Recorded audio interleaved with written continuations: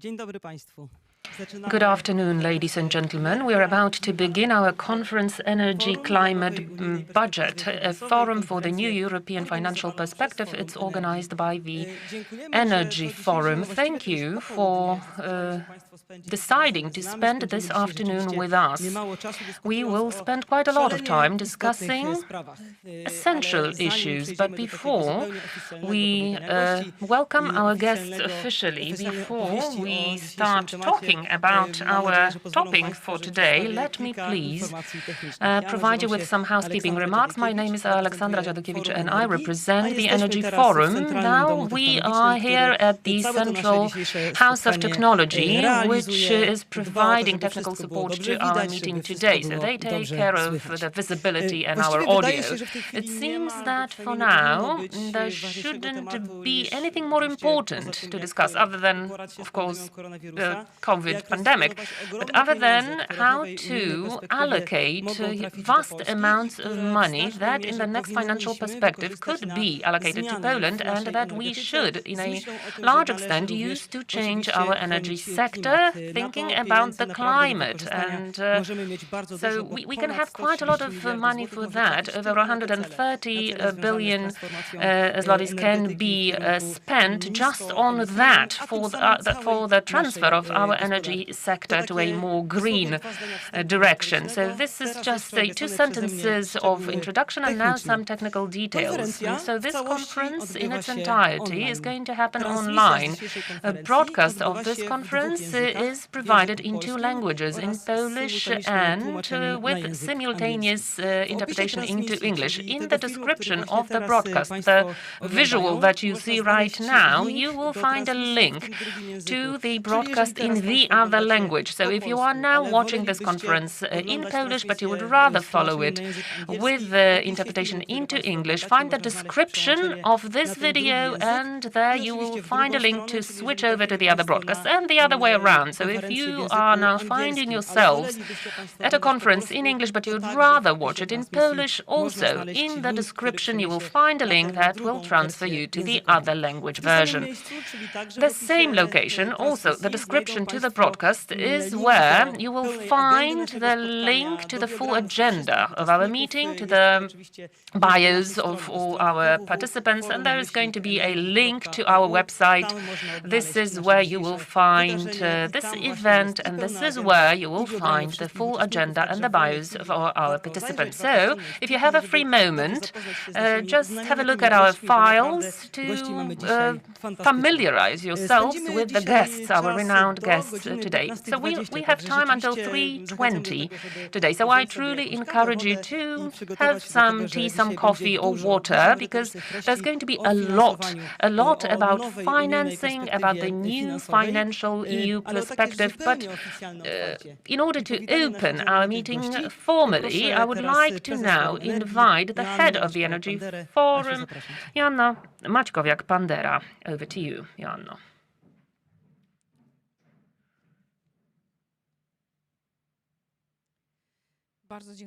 Thank you very much. I would like to welcome all of you very warmly.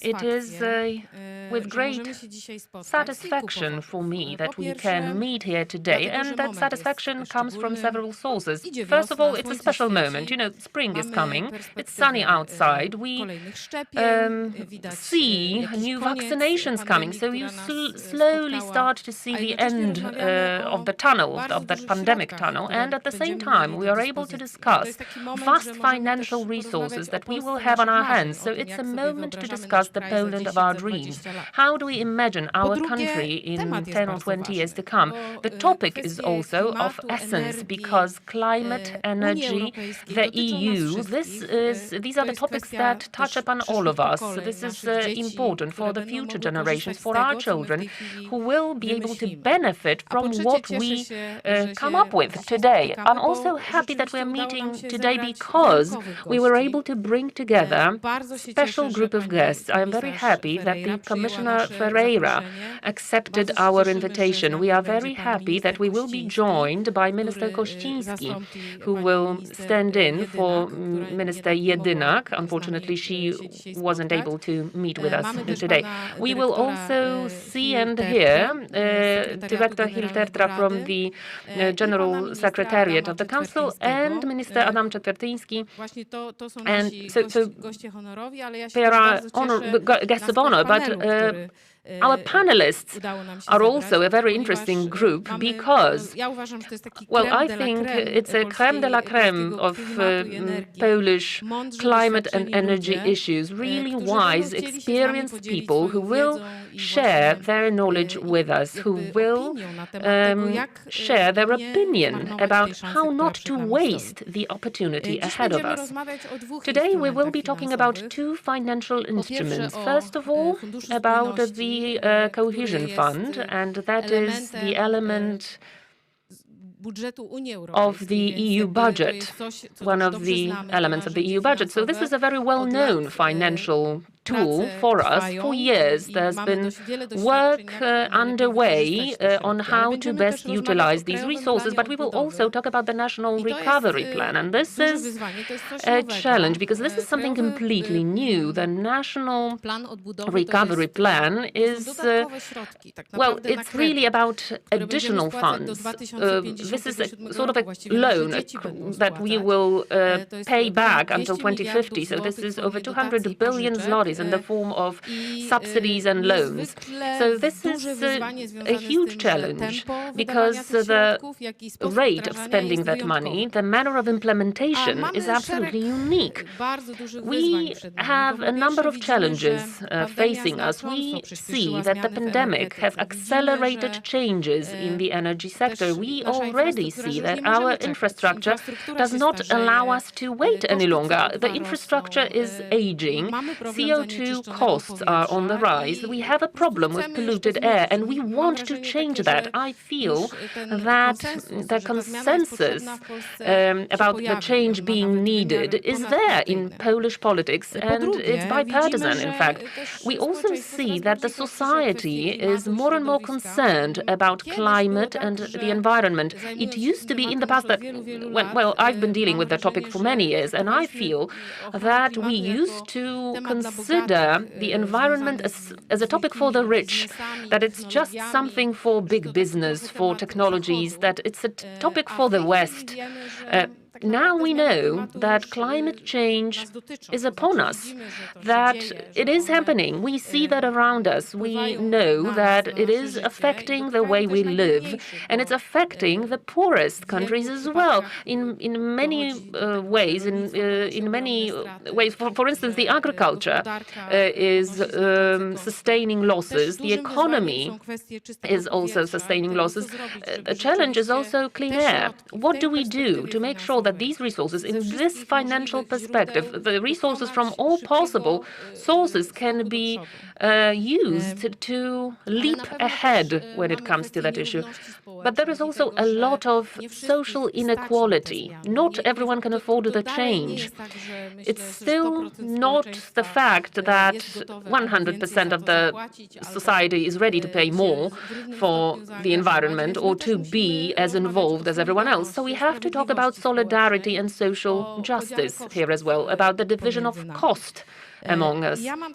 And I feel that this new perspective is going to be and should be different, because to date we've been catching up, and now I feel that what we should do, well, as a result of various social changes, discussion about polarizing and populism that's been going on, we see that these funds have to be closer to the people, that some of the resources have to be directly used to support the reduction of emissions in specific buildings, in transportation. So these are all very important matters, so that we don't lead to the situation where part of the society is excluded. I would only like to mention 4 points that I brought to this meeting, 4 points that I hope we are able to discuss today.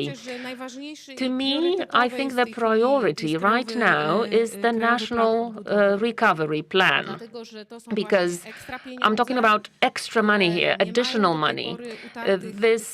We do not have ready-made structures of implementing that. There is no clear division of duties. It's a huge opportunity, but there is a lot of risk involved. If we do not plan appropriate management of these funds, if the priorities are not well formulated, that opportunity is likely to be wasted. Point number 2, I think that in order to support all the activities targeting the implementation of the National Recovery Plan, we should create a sort of a forum for the generations, an interdisciplinary group of experts, entrepreneurs, local government representatives, scientists, so that together we could consider new reforms, and reforms are necessary for the National Recovery Plan, because it's not just about projects, it's about major changes that have to be initiated. In order to launch that implementation, we have to change legislation. We have to be able to calculate various costs associated with it, and we have to be able to introduce appropriate standards, so that we, for instance, do not finance energy efficiency that does not provide us with proper savings, so that we invest in sources that do have some chance for the future and will bring us closer to climate neutrality. And I think creating such a forum would make the implementation of the National Recovery Plan more effective, more efficient. It would increase the level of trust of all parties in appropriate use of these funds. Point number 3 is building competencies. We know that we want to be modernized, that we want to transform, change, but what we lack is knowledge and knowing what sort of technologies we want to support, and being able to share that knowledge with the society, so that we avoid a situation when all these major projects, when faced with the open market, will not end up in proper investment, and in the end we will be sorry. In a couple of years we will be sorry for wasting some of these resources. So I think what we need is a competencies center for the heating sector, for energy sector, just to make sure that from the technological point of view, these solutions are really the best from the point of view of climate neutrality and citizens. And the fourth point is the structure of implementing resources, because for now we have infrastructure from the 90s. The National Environment Protection Fund, the banks, this is all back from the 90s. It worked with vast projects, large-scale projects. Now we are talking about a multitude of smaller-scale projects. So we need a different attitude, a different approach. We need involvement from local authorities, from the cities. We need a discussion about how to best utilize these resources. We need decentralization of their use. Yesterday, I was moved by the interview by Commissioner Ferreira in one of the dailies, and I was inspired by one bit of that interview in particular. It was about the fact that, well, we benefited quite a lot from EU funds. When we began 20 years back, it was much easier because we had a lot to catch up on. We could build highways, waste disposal plants, and so on, stadiums. So these were relatively easy projects to implement. They were repeatable and uncomplicated. Now, we are talking about a much much more comprehensive process. This implementation is not going to be as easy as that. So what we are facing now is a major challenge. We have to reduce CO emissions by 50% by 2030. We use an integrated approach, involvement of the cities. And to top all that, we basically have to approach that in an appropriate manner. So I hope, this is my final sentence, I see my colleagues already waving at me that I should draw to a close, but my final sentence is going to be that I really hope that today we'll leave this event bearing more knowledge, not about whether to change and how to do that, or what specifically we should do in order to change, but how.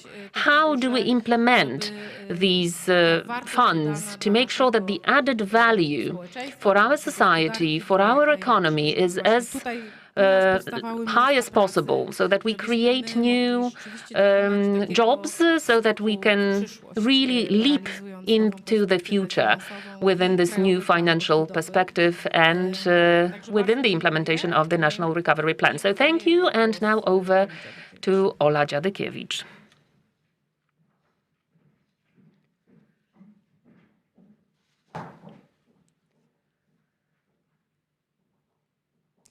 Thank you, Joanna Maćkowiak-Bandera, head of the Energy Forum. This was an introduction to our meeting today. Quite in-depth analysis of the topic that we hope to focus on today. I don't think any of you watching us here today are in doubt that these are specifically the topics that deserve particular attention these days. Like Commissioner Ferreira, who's about to join us, said in her interview for Rzeczpospolita Daily, some of the EU funds were spent easily when our country was developing, but now it will take a lot of focus, a lot of knowledge, and some new ideas regarding how to manage these additional funds in a country like ours. And, also, we are facing many additional crises that need to be addressed. And it's not just true of Poland. I'm talking about the topics that are essential for the entire globe. I'm talking about the climate crisis. I'm talking about the economy crisis that is associated with the pandemic. So this is something that has to be handled simultaneously at the same time. And so our attitude, our approach to solving these crises has to be different than what we did in the past. So now, a very first formal part of our conference, and this is going to be the meeting with the European Commissioner for Cohesion and Reform, Dr. Elisa Ferreira. But first, I think we will hear about the key areas that are important in the new cohesion policy. I'm talking about the new, in the context of new financial perspective until 2027. So this is going to be part one.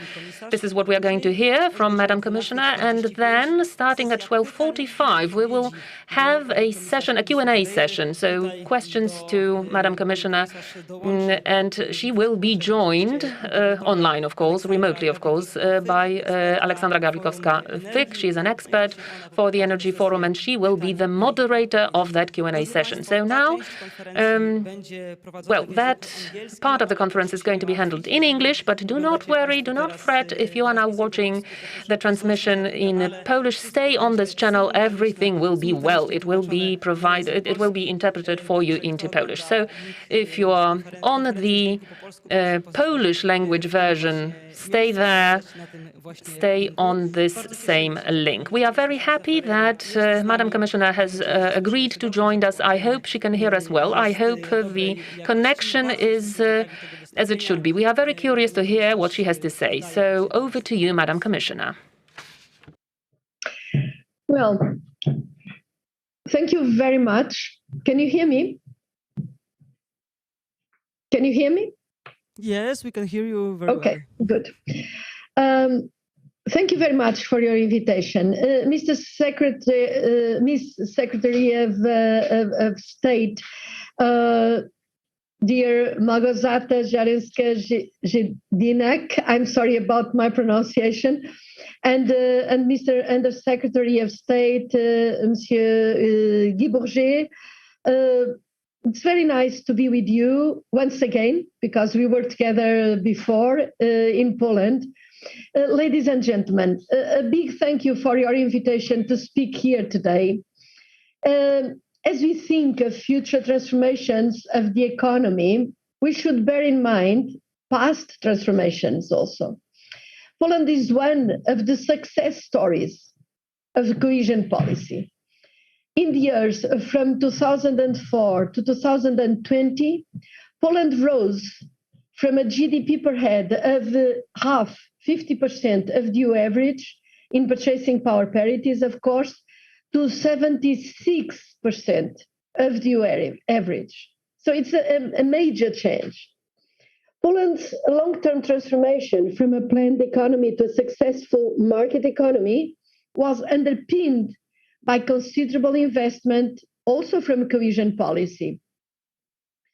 In the years since succession until 2020, and in today's prices, European cohesion policy invested over 200 billion euros in Poland. And this is more, of course, I'm talking of accumulated amounts, this is more than 5,000 euros for each person in Poland. This money has been invested in Polish innovation and small and medium companies, in Polish infrastructure from health to education, from water to energy networks. A successful transformation is a long-term process. The transformation since the fall of communism has to be measured in decades, not in years. But now we are engaged in another transformation process, not just the recovery from COVID, but also the so-called twin transition, the digital revolution, and the leap to a green, carbon-neutral economy. This is a once-in-a-generation challenge, but Europe is making also a once-in-a-generation investment. In the next few years, Poland will benefit from an exceptional boost. In fact, over 130 billion of European investment under cohesion policy, as well as the new Recovery and Resilience Fund. And this is equivalent to some 3,500 euros for each Polish citizen. For example, Poland will be the biggest beneficiary of the Just Transition Fund as well. The Polish allocation of 3.5 billion euros reflects the scale and the scope of the challenges Poland faces in moving towards the carbon neutral economy. It is also recognition that the European Union is aware of the magnitude of this transformation and is united in supporting those that are more exposed. So, how do we make the most of this once-in-a-generation opportunity? As Commissioner for European Cohesion Policy and Reforms, I offer for your discussion 3 suggestions. First, I truly believe that we must focus on investments with a high European added value. I would advise to seek out projects with the highest return on investment, and in this context, the relevant return is not purely financial, but projects of broader value to Europe in general and Poland in particular. I'm talking about strategic projects that really increase the value added. Innovative investments which transform and modernize the economy. Investments in digital skills and infrastructure preparing the way for the digital revolution. Investments which diversify, not just investing in large enterprises, not in the usual beneficiaries, but also investing in the deep roots of the economy, in small and medium companies and in supply chains, investments in reforms and better public services. These ideas for modernizing, diversifying, and transforming the economy are of particular relevance in the case of the Just Transition Fund. The twin goals are to reclaim mining sites and reskill miners, For both sites and miners, we need intelligent development of new activities. Every region must find its own path.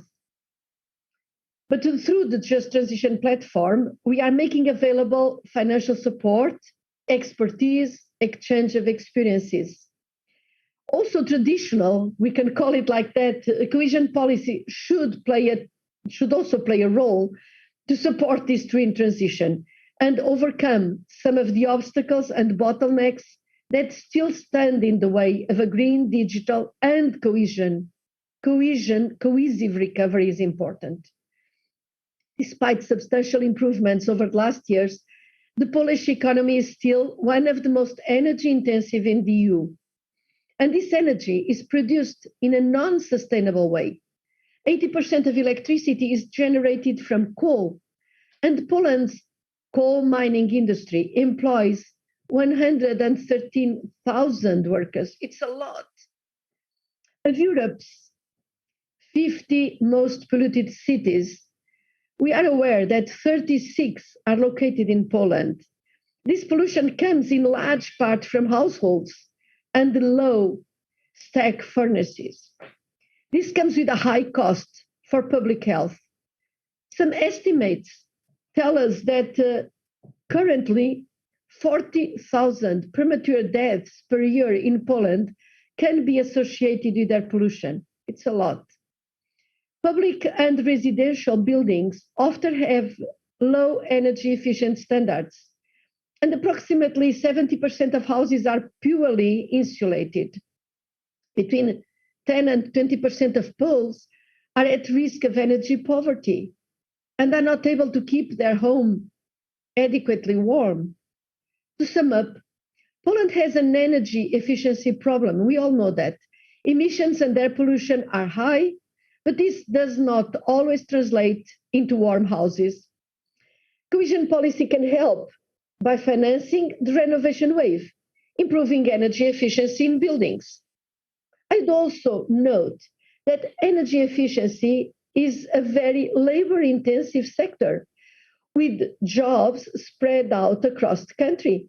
Energy efficient refurbishment of buildings is a good example of an area where massive investments are needed, but which require a skilled workforce at local level. So it can really boost employment and qualified employment. We can also help by supporting regions as they phase out unsustainable investments in polluting technologies, such as fossil fuels or waste incineration. And this brings me to my second point. We must remember the regional dimension. Since Poland's accession in 2004, every region in Poland has converged towards the European Union average. That's why it is really a success. But in fact, some have converged faster than others.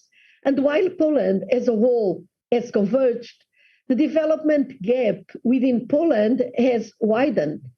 And small cities and rural areas experience out-migration and an aging population and difficulty in accessing public services. While large cities remain an important motor and engine of development, we must not neglect smaller cities and rural areas, allowing economic activity to concentrate in a few large areas is neither good for the environment nor good for quality of life. We must invest also in small cities and rural areas, particularly in terms of access to public services, to innovation and economic activity, and in the capacity of local governments. We cannot have a transition for half of Europe or half of Poland.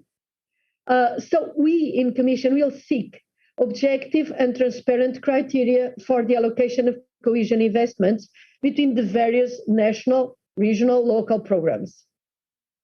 Third, we must have strong partnership and ownership. Deep and radical transformations require deep and radical partnerships, as well as local ownership. This cannot be done only top-down. Regions must be meaningfully involved. The Commission will require full respect of a very important principle, the partnership principle, throughout the delivery process, from programming to implementation. In the coming months, this starts with a genuine consultation of stakeholders on the content of the partnership agreement and programs. There is a proverb I find highly appropriate in this situation: begin as you mean to go on. The Just Transition Fund is a case in point. At the heart of the Just Transition Fund is the alleviation of social and economic stress caused by transition. We want to help convert the local economic models of the targeted areas, encourage and support new, green, and future-proof sectors, assist diversification and entrepreneurship, invest in upskilling and retraining. At the core of these efforts is the need to fully involve those most impacted in the design and in the implementation of transition. There is a lot of energy, ideas, good practices at the local level, where people know exactly what they are suffering from. So programming should be based on a bottom-up approach with real involvement of these local and regional stakeholders. It is clear that some key decisions must still be taken by central authorities. This goes without saying, but there must be a balance. I believe that the Just Transition Fund would best be channeled at both levels in a coordinated way via relevant regional programs and a national program with an environmental dimension. And this consideration applies more broadly. Ownership by local actors and local buy-in will be a crucial success factor across all the areas of Europe's green transition. In conclusion, ladies and gentlemen, tomorrow depends on what we do today. This is a once-in-a-generation opportunity to modernize and decarbonize and to create a more sustainable and equitable society. We must seize the moment as in 3 ways, as I just tried to share with you. First, let us focus on investment with high added value, investments which modernize, investments that transform. This kind of diversification and reskilling is particularly important for the just transition areas. Investment too in energy efficiency and in cleaner energy production, so that everybody has a warm house and clean air too to breathe. Second, let us remember the regional dimension, investing also in smaller cities and rural areas. The sustainability of these areas is essential for quality of life and for quality of the environment. We must make a particular investment whenever essential public infrastructure is needed. We cannot have development just for half of Europe or half of Poland. And third, trying to sum up, let us have strong partnership and ownership. Radical and sustainable transformations cannot happen without radical and sustainable partnerships. The transformation cannot be only top-down. Local people have to be involved, especially when we are dealing with local transformations. And this is the paradigm of the Just Transition Fund and Just Transition plans. This involvement starts now as programs are being drawn up. And this conference is an excellent opportunity to exchange with partners. So I conclude with my sincere thanks to the organizers, and I look forward to our discussions. Thank you once again. Thank you very much. Bardzo dziękujemy. Thank you very much indeed. Thank you very much, Commissioner Elisa Ferreira, for the introduction. But it is not the end of the meeting with the Commissioner, because it is now the time when we are moving on to the second part of our meeting. And we are now moving to the Q&A session. It will be moderated by Aleksandra Gawlikowska-Fyk, who is an expert of the Energy Forum, a manager of Energy project in the Energy Forum. So without further ado, I would like to give the floor to Aleksandra Gawlikowska-Fyk and Commissioner Elisa Ferreira.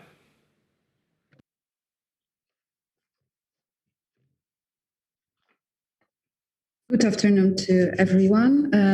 Madam Commissioner Ferreira, thank you for being our guest And thank you for your great introduction. It was very in-depth. It was very personal in a sense that it was very much linked to Poland. I also noted down some highlights and key issues that you mentioned, and I think it's worth to repeat them again. It's a once-in-generation opportunity to make use of this huge and unprecedented in scale financing. We should invest in projects that have the biggest added value, not something that it's easy and it's on the shelves, but something that will bring big innovation and big change in Poland. There is a big success story of convergence of some regions in Poland, but it does not pertain to each and every region. And we need to think also about smaller towns, smaller cities, and rural areas.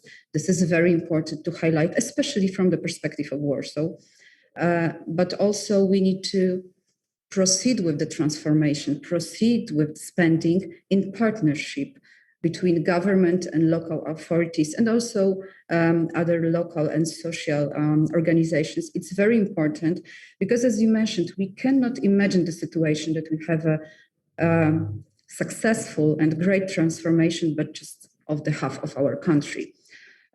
So thank you so much, because I think, as I said, it is worth repeating and repeating at the moment again. But let me start from the beginning, our conversation. We will see not only normal EU budget coming, but also funding from Next Generation EU. This is worth more than 1.8 billion euro. This is unprecedented in scale. And Poland was not hit hardest during the economic crisis, but we will be still one of key beneficiaries. Can you bring us your own perspective? Why it is so important for Poland, and why this is really we are in the top of beneficiaries? Well, thank you very much once again, and thank you for your synthesis and for having been capable of extracting some of the messages I wanted to exchange with you. In fact, I mean, Europe cannot progress, cannot get out of the crisis without big countries like Poland being able to get out of the crisis too. And of course, there is a very special look from the European side in order to work hands with Poland, trying to join efforts.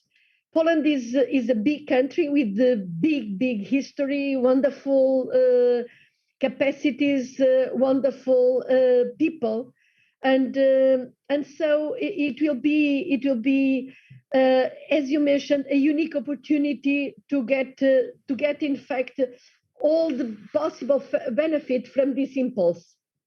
It is an impulse because usually we complain in Europe that there is that in fact the budget is relatively small.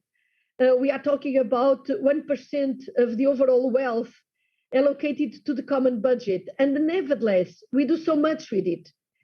We do agricultural policy, we do cohesion policy, we do all sorts of other things that people are aware of.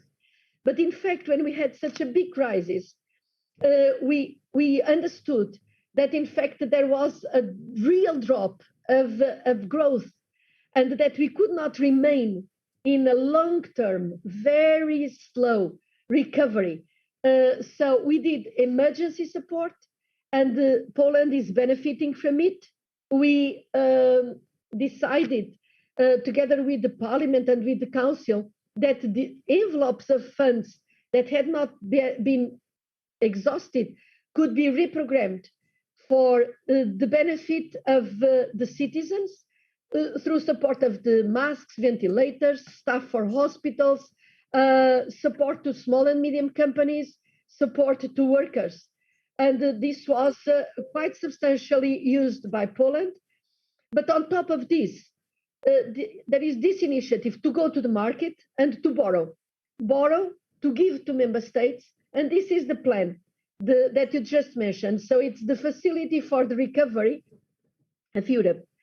And when the Commission goes to the market and borrows, of course, the debt has got to be paid. It will be paid between 2028 and 2057. So it's a long-term debt. But the markets are much more willing to accept a debt that is guaranteed by all of us than individual member states. And this is the extra that we have on top of the usual cohesion funds. And again, Poland is a very important beneficiary. So when we want to make the most of these funds, the important thing is that each country has a vision, that this vision is future-oriented. There are some basic principles that have got to be followed, like having a very green component, to have a digital character because we don't use old technologies, and that with these special funds that also countries like Poland that need to make this energy transition take the advantage of this unique opportunity in a lifetime to do it with less pain, because the transition itself is inevitable and we all know it. There is no way back, but it is important to use in the best possible way a unique opportunity to have a convergent and synergetic joint set of instruments that really represent a unique opportunity. And I just mentioned 134 billion euros is a massive support to a country like Poland. So we trust you'll be able to do it because you have all the capacities to do it. Perfect, thank you. And actually we should do it, and that's why we are talking about these issues today. But there's a vast amount of money in all this new and old funding instruments, but there's also a new toolkit in the EU funding, and this is Just Transition Fund. It is very well known and recognized in Poland, but it's linked to the energy transition, and it's not exactly the case. It's an instrument of the cohesion policy. So would you be so kind and tell us why was this Just Transition Fund created, but also why it's so specific, in why it should be also understood from the cohesion policy perspective? Well, that is a very important question, and thank you for giving me the opportunity to outline its main components. And in fact, this fund is very connected with the initiative that was taken by the European Parliament. And at that time, it was Mr. Buzek, Professor Buzek, that was really very active together with a lot of colleagues in the Parliament, proposing that the transition, and let me make brackets here because Europe has done a lot of transitions.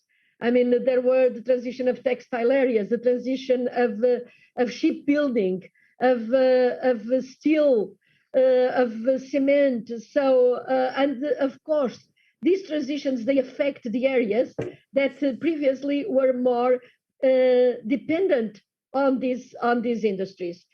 But of course, at that time, it was just an idea. Then progressively, we evolved. And now we have an amount, a very important amount. It's for the whole of Europe. This fund is 17.5 billion euros.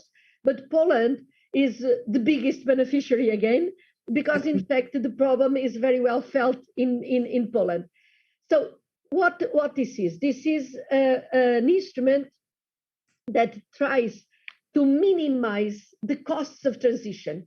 So first, the regions that depend a lot on, in terms of jobs, and that rely a lot in terms of, in very polluting industries, carbon emitting industries, and they have, if they commit to make an adjustment in order to change their climate profile and energy profile, then they are the object of a very special envelope and a set of instruments so that they make this transition without such enormous social and economic costs. So support is there for reskilling of workers, for support of new activities, for changing the local infrastructure so that they become more attractive. So this is the kind of concept. How did we select these areas? We selected through statistics. We measured the emissions, the carbon emissions and other gases, and we measured the local dependence from these industries in terms of jobs. And we also measured the capacity, the relative wealth of different regions. We prefer to help the regions that are less able to help themselves, so they are poorer. And with this, but then we don't want to tackle all the regions. We just want to concentrate so that the fund is big, but it's not that big, so that we concentrate on examples that can really inspire the transition in other regions, because there are always more regions. And with this, we selected, as a proposal from the Commission, about 100 sub-regions. It can be smaller regions, 100 regions. And in Poland, we suggested that we should concentrate on 3 regions with covering 9 sub-regions. This was the proposal from the Commission. Of course, we are in dialogue with Poland, with the central government, but our concern is that we don't disperse, and that on these regions we can really make a plan.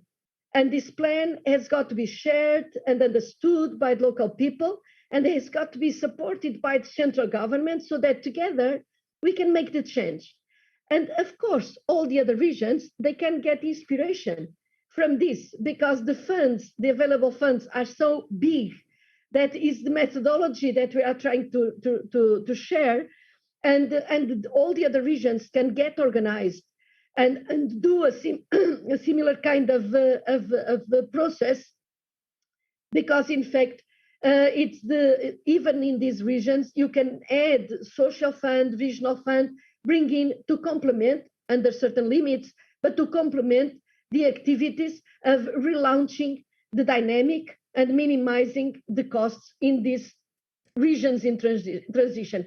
In a nutshell, but if you have more questions, please let me know where I can be more explicit. But in fact, this is the kind of work that we are trying to do.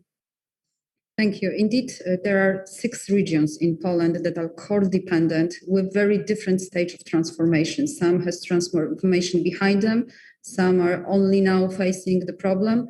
So I guess with a high CO2 prices and the dynamics that we see on the energy market, certainly there will be discussions between the Commission and Poland on how many regions can use this fund. But it's quite important, and you often also underline this, that there's a very much there are many different funds. And also there's this need to spend at least 30% from some funds, and from other funds 37% on climate-related investments. So this is also the case, if I'm, please confirm this, that all those regions can also benefit from other funds, not only JTF. Oh, of course, of course. I mean, in relation to, just to complement our previous dialogue, the crucial thing is that the regions are really going through transition, because this is just transition fund. And secondly, that the amount, the capacity, the administrative capacity, and the amount of funds is significant to really, in those more critical regions on which I think the Polish government doesn't disagree with the proposal of the Commission, they just would like to enlarge. So it's really, making sure that the amount of financing that is there is sufficient really to make a significant change. So it's for dialogue. It's not an imposition, but it's a dialogue. Exactly. On your other question, of course, one of the concerns of this, or the requirements of the recovery and resilience plan, is that when you are relaunching your economy, you relaunch on a different basis of your past.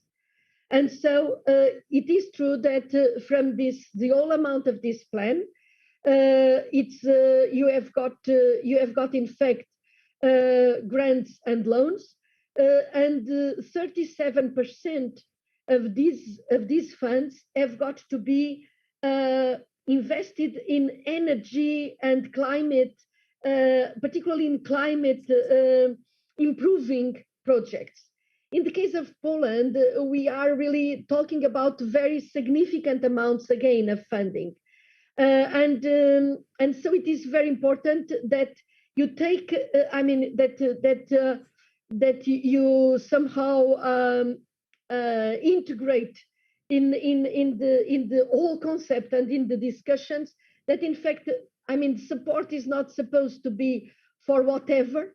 It is really a most important element is that we build back, but that we build back better and not along the same lines that we were working before. So this is an incredible opportunity. And in fact, both using this recovery and resilience plan that adds up, in the case of Poland, to 23 billion, or sometimes there are differences in the values because we speak in current prices or in 2018 prices. So I just make a note on that because you may find some certain differences. But in fact, 23 billion is a lot of money in grants and loans. And then this adds up to 76 billion that comes from the usual, the traditional multi-annual plan. And so this is in fact, you have got to have a coherence in the way you address this, because otherwise it will be a lost opportunity. But I'm sure that you are not going to lose this opportunity. I'm sorry, I told you the 23 billion. It is not 23 billion for Poland. It's 57 billion, I guess. I was mixing up. I was speaking about some. I used the figure for REACT-EU, which is another fund that is available, and this is the one that was the figure. I made a mistake in figure. I'm sorry. No problem. I think this the exact amount of money is widely discussed in Poland, so no worries. I have two last questions. One will be very short and one a bit longer. The very short one is, can you explain the conditionality between using JTF and climate neutrality? Well, this is in fact something that was an outcome of the discussion with the co-legislators. So the proposal of the Commission, and the proposal is done by the Commission, but then it came out very clearly in the discussions on the legislation coming from the Parliament and the Council, and this discussion included request that in fact the Just Transition Fund is conditional to the commitment from Poland, in fact, to be compliant with the overall objective that we have set in Europe to be climate neutral in 2050. So this is not an immediate, cut. But it is, it is something that will be felt with an initial period until 2022 to see if, in fact, the commitment by Poland it justifies, because the logic is to finance the transition. So you have got to be sure that there is, in fact, a transition, and that this transition is a commitment, a serious commitment by member states, so that, in fact, you justify using the taxpayers' money in order to make this change. Thank you. And I would have a very last question. This is something that you underlined today, and you also emphasized in many interviews before, that there is enough money, but this is about the quality of spending the money. And we cooperate with regions that are preparing for the just transition. We are also preparing the just transition and the energy transition for Poland. Here we discussed it with the strategy. But can you give us some good practices from other countries? Who is doing well? Who has good ideas? You also have your own experience with managing funds in Portugal. So I would be happy to know where to concentrate our efforts, not only about projects, of course, probably also governing the projects, monitoring, cooperation. So I would be happy to hear your view on that. Who is doing well? Well, that's I can understand your question. I don't like to compare countries with countries because countries are all different, and they have their own assets and liabilities. So it doesn't make sense to try to transpose from one reality to another. But of course, what I think is what we have to concentrate on good practices and good experiences that can occur all over Europe.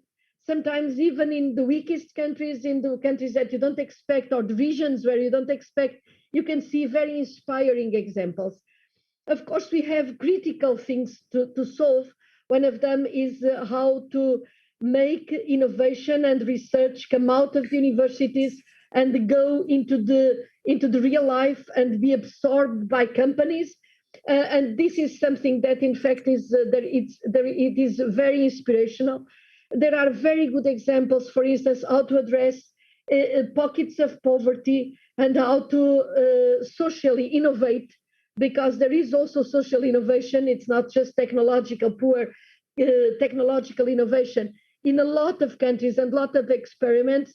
But in fact, I think, first of all, one has got to have a vision of where we want to go, and then to go into the details of where are the bottlenecks. The easy bottlenecks to solve, even if you have sometimes to articulate wishes and budgets, is in fact basic infrastructures.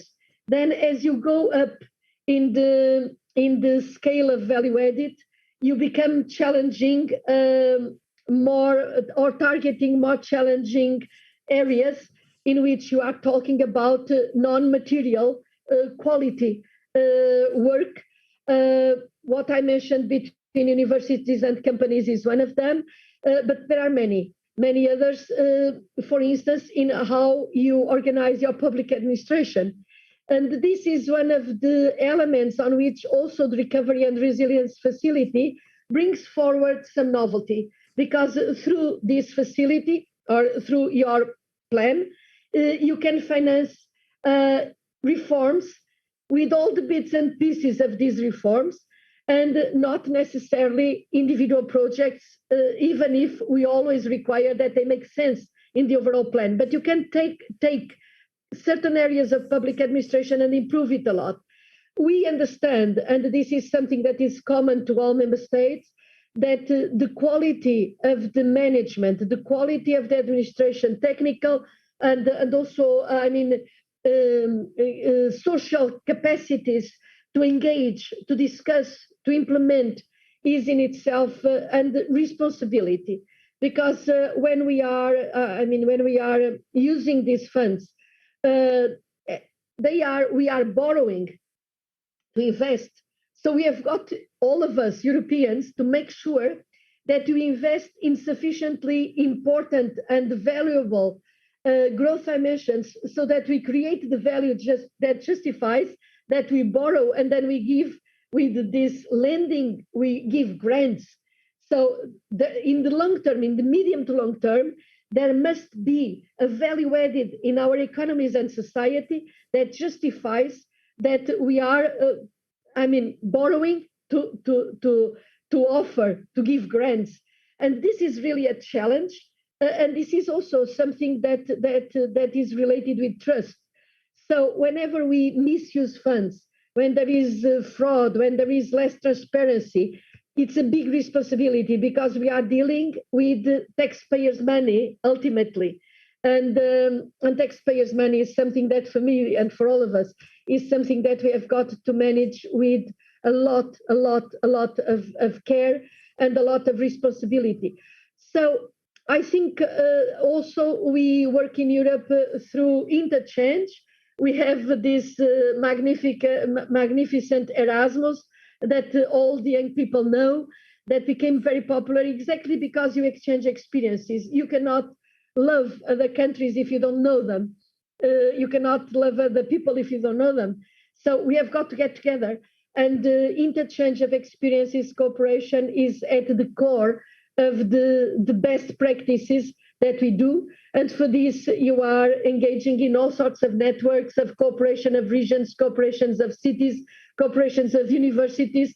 And another important thing is that we move from this partnership kind of funds into the most competitive ones, in which, and Poland is already gaining space, and it's natural, and it is most welcome, and the top league of the technology of innovation, and we should foster this kind of track and this kind of vision, so that we solve in a cohesive way the pure infrastructural period, and that we move into more value-added kind of activities. Thank you very much. It was a real privilege to have you here today with us to talk about not only energy transition, but mostly about using in the best way EU money. And I really do hope that during this next 7 years, we will have a success story of energy transformation in Poland. Thank you so much, and hopefully we'll have another chance to talk. Yes, thank you very much. And we need the success of Poland for the success of Europe and success of cohesion policy.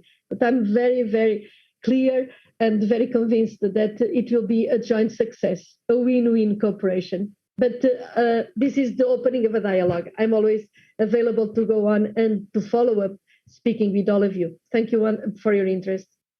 Thank you. To była gorąca Well, dyskusja. that was a very hot discussion. Unia Europejska wychodzi na The rynki European finansowe Union po raz pierwszy w historii, is going żeby out to zdobywać financial pieniądze dla markets for the krajów, first time in history które mogą to te get pieniądze money przeznaczyć for między individual innymi member na states that transformację can w sektorze devote the money, energetycznym. amongst Część other, pieniędzy to transform popłynie the do energy krajów, sector. Some of the money will go to dlatego, the że mamy po prostu politykę spójności, ale individual countries druga część due pieniędzy to the zależy od cohesion tego, policy. czy But the kraje, other takie jak batch of the Polska, money rzeczywiście depends whether countries zadeklarują such like Poland osiągnięcie celu will neutralności really declare that klimatycznej. they O tym will be wszystkim mówiła reaching przed chwilą climate rozmowie z Aleksandrą neutrality target. Gablikowską, unijna A komisarz moment ago, it Elisa was the European Ferreira. Commissioner To Elisa był Ferreira dość spoke about it with taki Alexandra Gablikowska. wymagający That was a moment w tej demanding konferencji. Dużo się dowiedzieliśmy, part of dużo our treści. conference. W We związku z learned a tym mam dla lot. The Państwa content was propozycję very rich. dosłownie So I have a kilku minut proposal, bardzo a krótkiej few minutes of przerwy. a very short Wracamy break, o and godzinie then we are resuming 13:20, at 20 czyli past one. dosłownie za chwilę. No In i a wtedy moment. przed nami And dalsza we część are moving on then konferencji. to the next Rozpoczniemy items in od our agenda. We wystąpienia are going to pana begin with the ministra address of finansów Tadeusza Minister of Kościńskiego. Więc Finance Tadeusz dosłownie kilka Kościński. chwil So just przerwy. a few Proszę moments of pójść po break, kawę, proszę and pójść grab po your wodę i coffee, widzimy grab się your za water, moment. and see you soon.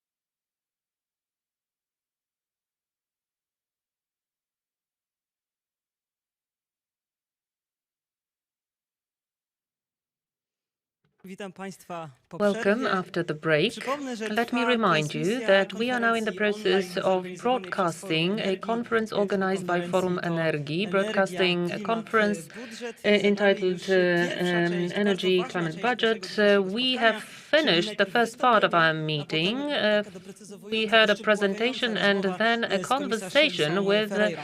Ale goście, których Commissioner będziemy mieli Lisa w tej części Ferreira. But naszego now the spotkania, guests są in równie this ważni part of the meeting are i just as właściwie important. całe to nasze dzisiejsze And spotkanie well, skonstruowane this jest w taki meeting sposób, of że today zaprosiliśmy is do rozmowy constructed osoby, in które z such jednej a way strony that it brings współtworzą together people tę who nową finansową perspektywę Unii co-create Europejskiej, a z drugiej the strony new w Polsce financial perspective, and on the other myślą o tym, hand, jak te those pieniądze who here in dobrze Poland consider wykorzystać. how to use Nowe that ramy money finansowe well. to nie tylko The new polityka financial spójności, to także framework is more nowe than just mechanizmy cohesive polityki Unii policy. Europejskiej. We are also Jeszcze talking nie about było i o new tym już trochę mechanisms mówiła unheard of komisarz Elisa until Ferreira, today. This ale was my mentioned jako by kraj, Commissioner który Ferreira. chce But z tego us as a korzystać, country who hope to musimy benefit from these przygotować funds, we have to be reformy. ready. We have to Musimy prepare przygotować zmiany. reforms. We have Musimy to prepare przygotować changes. takie zmiany, We have to które prepare wrzucą tym such changes prostym that will be more than unijnych just a pieniędzy, tylko simple trzeba zrobić utilization parę of EU kroków dalej. funds. We have to Jakie go mamy na to several pomysły? steps Co chcemy further. zrobić z So tymi what's our pieniędzmi? idea about Jakie that? What do we reformy hope to chcemy i do with możemy this money? What przeprowadzić? sort of O tym reforms are we wszystkim willing to opowie nam implement? teraz All that is minister going to be finansów, discussed by the Minister of minister finansów, Finance, funduszy i polityki Funds regionalnej, and pan Regional Tadeusz Kościński. Policy, Panie Tadeusz ministrze, Kościński. oddaję panu głos. Minister, over to you.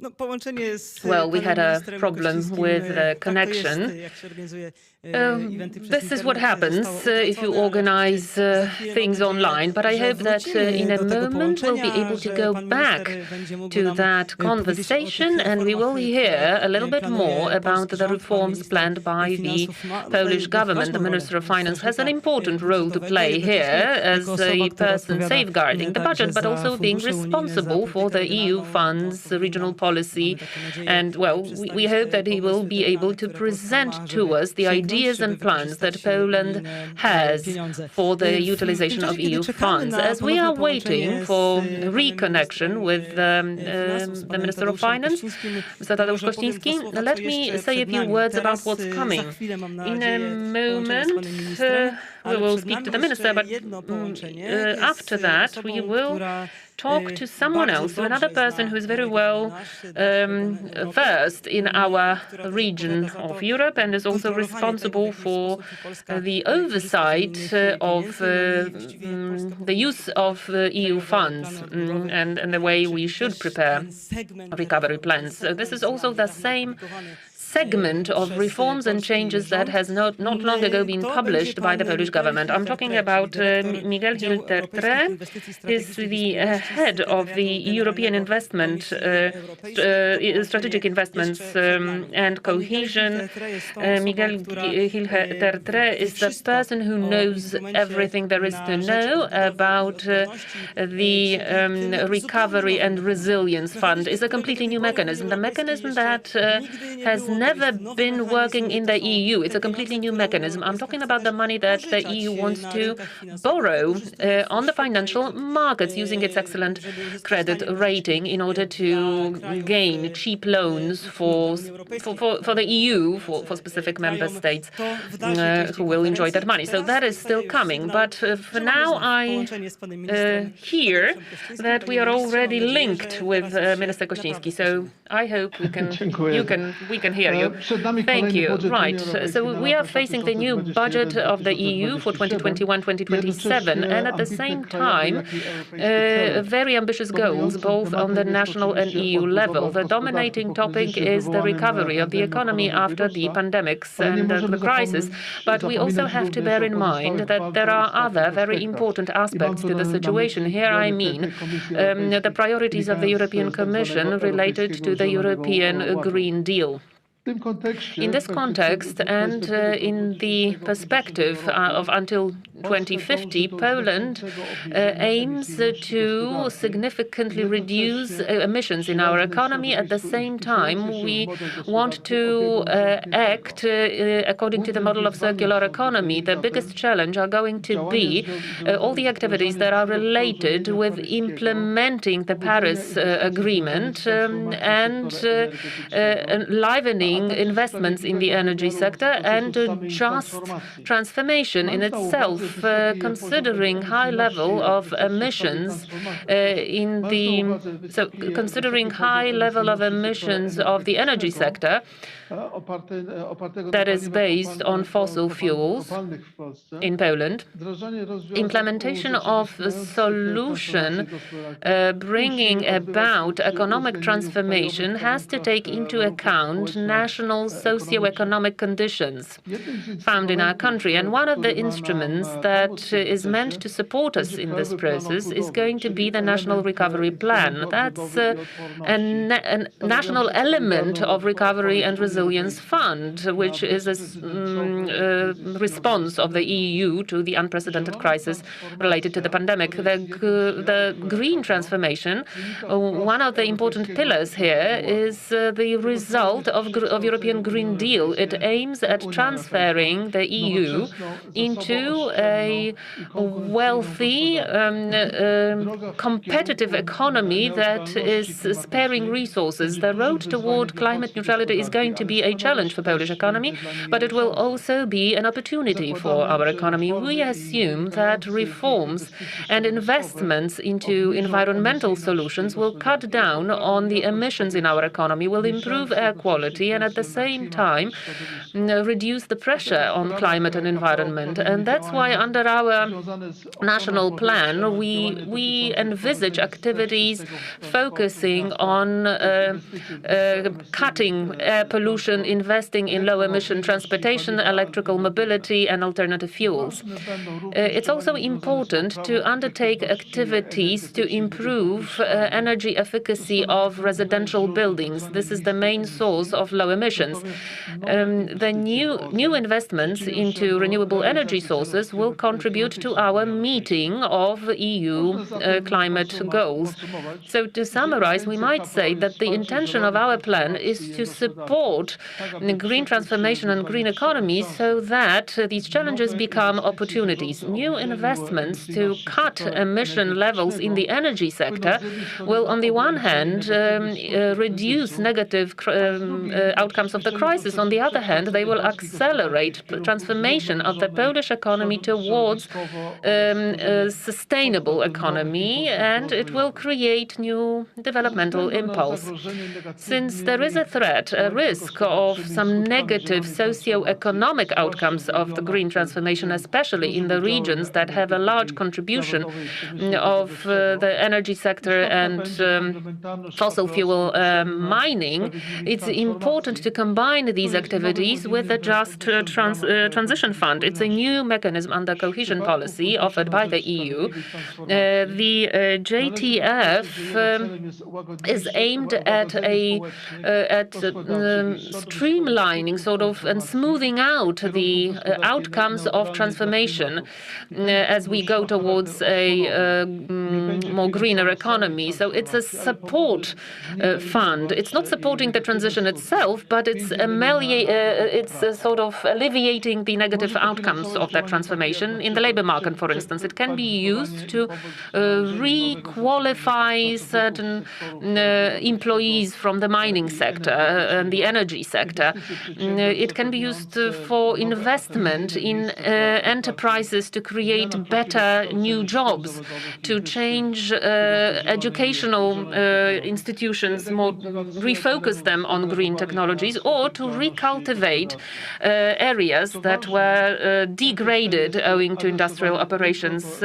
It's only addressed to, in this case, to mining regions. So we want to provide support from this fund to the regions that will be at greatest risk of negative areas, of negative outcomes of transformation. So this is going to be 6 6 different provinces in Poland that will receive these funds. At the same time, we have to remember the cohesion policy that we know from previous perspectives, and here 30% of the entire allocation has to be devoted to climate and climate issues, and that's why from the cohesion funds we will support enterprises that have been going on today, like energy efficacy in public utility buildings and in enterprises, in companies. We will also continue investments into the heating sector and generation. We also have to maintain the level of development to make sure that our projects are more effective. We will also introduce new element of storing energy, both heat and electricity. And additionally, we were able to convince the Commission to finance from cohesive funds also gas infrastructure. The details of financing for these areas were included in the partnership agreement and the National Recovery Plan. Both the documents went through social consultations. Now we are at the stage of collecting remarks in the topic. So the directions of offering support under these financial instruments are to help us meet the ambitious goals set out by the European Commission when it comes to climate neutrality and improvement of energy efficacy, but they are also to help us do what we have included in our national documents, the National Plan for Energy and Climate and our energy policy until 2040. Ladies and gentlemen, I hope this conference today is going to be an important voice in this discussion. I want to meet all these challenges, and I hope this conference will be very fruitful in its next part. Thank you, Mr. for speaking in our meeting today. And now I think this is the last presentation. After that presentation, we will start discussion. So we will hope to summarize everything that we've heard so far. But this presentation, I think, is going to be particularly important because it will focus on the mechanism that we have never seen in the EU before, namely, well, just to say that the financial framework of the EU, the new financial framework until 2027, is combined of multiple mechanisms, is saying nothing. Every single one of these mechanisms enjoys its own conditions and challenges, and member states have to meet those challenges in order to be able to use that money. So how does it work? What is it, in fact? How do we go about using the money from the Recovery and Resilience Fund? So the details of all that are going to be described by Miguel from the General Secretariat of the European Commission. Over to you. Okay, good afternoon. I hope you can hear me well. And thank you very much for having me today in your conference. I think the timing is very important and it's very much welcome because we are now, let's say, in the final steps that should lead to the presentation of a recovery and resilience plan to the European Commission for its assessment. As you have mentioned, the Recovery and Resilience Facility is a new tool within, the different EU funding streams and complements other tools that you are familiar with, like cohesion policy, InvestEU, or others. And the purpose of my presentation here today is to explain to you how this tool works and what are its objectives. I think, first of all, it is important to mention that Poland is one of the largest beneficiaries of the Recovery and Resilience Facility, of this new tool. We are talking about around 20 billion euros for Poland that could be received, that could be disbursed from now until 2026. The funds, they will have to be committed before. In the legal text of the Recovery and Resilience Facility, there is an obligation for the funds to be committed until 2023. I believe that Poland has performed very well in the past related to the use of the EU fund. I expect it to recover faster from the economic crisis than others. But we need to understand well what is the difference from this recovery and resilience facility.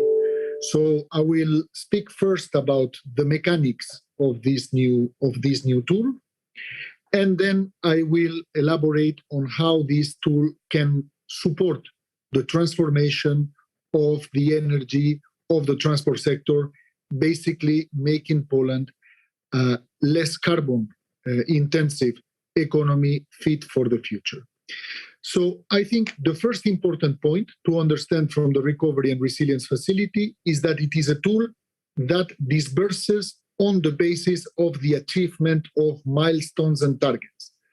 It's not a tool that pays on the basis of cost incurred as cohesion policy. So basically, ourselves, we are not going to look at the bills once the projects are done, but ex ante, we are going to discuss and assess plans that will come from the government. So this recovery and resilience plan, where the ownership is within the Polish authorities, that has to come, and this is a very important point, with concrete reforms and investments. The reform element is very important because we have no other tool within the EU funds that rewards the reforms by a member state. In that sense, the starting point has to be coming with very concrete reforms and investments. In terms of investments, we are not in the same logic as cohesion policy. I mean, we are not in what you might know about the partnership agreements, where basically you will negotiate with the Commission a series of objectives, and then you would perform the investments and the Commission would disburse on the basis of the investments happening. Here we are on a different logic. Here there is a need to define very clearly, ex ante, what are going to be these investments, and establish very clear milestones and targets over time that would then allow the Commission to disburse. In the Recovery and Resilience Plan that has to be submitted to us now in the spring, there needs to be very clear identification of what would be the type of beneficiaries from these projects, what would be the governance mechanisms of the different projects, and what Poland expects to achieve from now on until 2026. So if I give you one example, if we are talking, for instance, about energy efficiency, and one of the investments considered by the Polish authorities is to develop a program for energy efficiency, in the Recovery and Resilience Plan, we need to know very clearly, what are the technical solutions that would be used. We need to know very clearly how the different projects will be selected, ex ante, and ourselves, we would be paying upon the achievement of milestones and targets. So if I give you one example of this energy efficiency program, a first milestone can be the design and the public contract or the public procurement for the launch of this energy efficiency program. And the second milestone can be the number of square meters that can have been made energy efficient by a certain date. So, we could think, about, 10,000, 20,000 energy efficient square meters. And at that moment in time, ourselves, upon the achievement of a milestone and the target, we would be able to proceed, with a disbursement. So basically, we are going to group across the different measures, milestones and targets, saying, by a certain date in 2022, by a certain date in 2023, Poland is going to achieve these 15, 20 commitments that it has. And these commitments can be on different areas, on labor market, on education, on energy, or whatever. And based on that, we would proceed with a disbursement. That explains that we need to be very concrete with what we have in the plan, because ourselves in the Commission, we have to assess this plan in the sense of the Recovery and Resilience Facility regulation, but then the final approval takes place, in the Council with a vote of all member states. And there, the discussion needs to be sufficiently clear. I mean, what are the, let's say, planned disbursement, and what is Poland, achieving in order to unlock these disbursements. As I said, I mean, this is for the investment part, but equally important, we have the reform part. In the reform part, the milestones and the targets, they might be different. I mean, it might be probably the easiest example would be a new law. So a new law, for instance, if I take, one example, a new law that makes, the regulatory framework for renewable energy easier, more attractive, conducive to more investments. So, this law could be part of the concrete measures that appear in this recovery and resilience plan for Poland. And the milestones could be, one clear milestone could be the approval of that law within the parliament. The milestones, they have to be meaningful, they have to be verifiable. I mean, for us, as I said, we can only proceed with the disbursements on the basis of the milestones and targets, and they need to be, all of them, defined now, ex ante. I think also that this is, an important message that I wanted to give you compared to what we have on the cohesion policy, is that when the plan is officially submitted to the Commission, then the assessment of the Commission starts, but not the negotiation. I think, this is a different mechanic from cohesion policy, because in cohesion policy, the member states, they send the document to the Commission, which is subsequently negotiated. In this case, the discussions are taking place now. After the plan is submitted, there is no possibility to change the plan unless the plan is resubmitted again, but launching a whole new procedure again that might delay then the disbursement. So this is an important message. The plan has to be submitted in a very good technical shape and from the point of view of the substance. This is, an extremely important point. Now, as I said, the core of the architecture of the plan relates to these milestones and targets. This is the key issue, the concrete measures, the definition of the concrete measures on all the different areas that are covered by the country-specific recommendations of economic governance, so the country-specific recommendations that Poland has received from the Council in 2019 and 2020, and there you have recommendations that go into fiscal policy, recommendations that go into the labor market, into education, into innovation, and all of these areas are the areas that the Commission expects to see in the recovery and resilience plan for Poland. Now, there are quite a number of requirements that we have, to look at when we will assess the plans. I mean, first and foremost, that the information is complete. And as I said, the reforms and the investments proposed, they need to be detailed enough so as to come up with, milestones and targets, as I said, over time. There needs to be also the justification of the costing estimates in the plan. This is a very important point. If Poland is requesting, funds from the Recovery and Resilience Facility, and I give you, another example.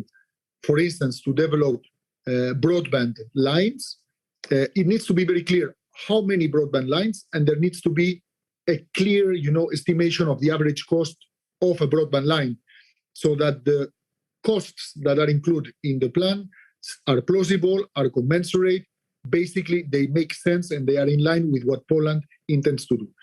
Very important, this costing exercise only takes place at the beginning of the plan. It's for us to confirm, as I said, that the money requested from Poland makes sense from what Poland intends to do with this money in the future. But then the RRF is not a tool that pays on the basis of costs incurred. So, the final cost, more likely, because there might be deviations and so on, might not be exactly equal to the costs that are defined in the estimation.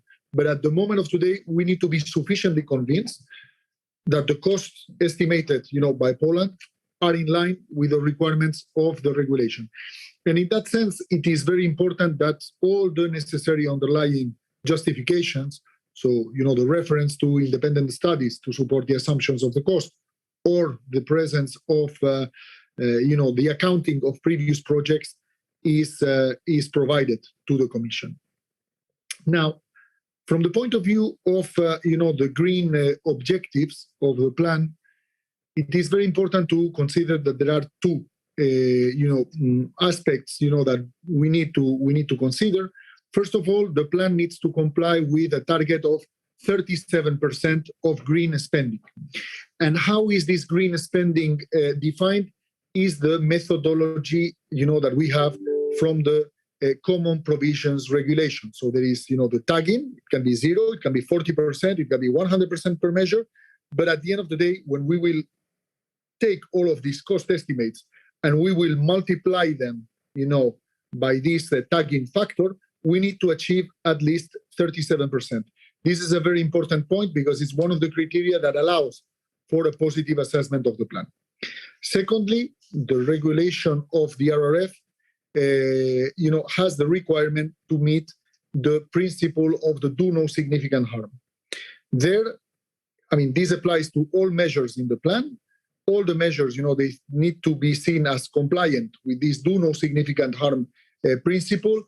And there, the Commission issued some guidance, in the past weeks with detailed examples. So I give you an example. The replacement of boilers. What are the conditions for gas transmission investments? What are the conditions to comply? And these conditions, most of the time they deal with flanking measures.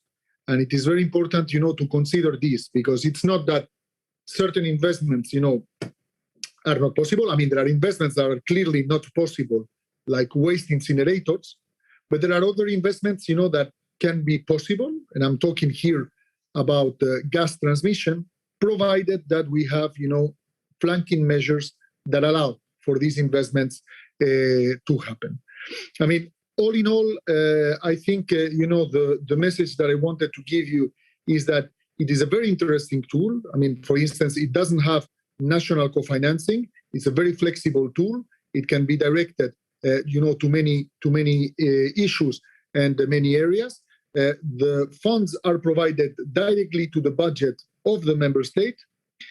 And, the important elements that we need, today are this, concreteness on the measures so that we can, deliver and develop these milestones and targets leading to the disbursements and the compliance with all of these different elements that I have, that I have mentioned. Now, to conclude, what I wanted to say is that, Poland remains one of the most energy-intensive economies in the EU. The share of coal, and that, better than myself, in the energy mix is very high at around 76%. And we believe that the RRF represents a unique opportunity to put Poland on a more sustainable growth trajectory for the future.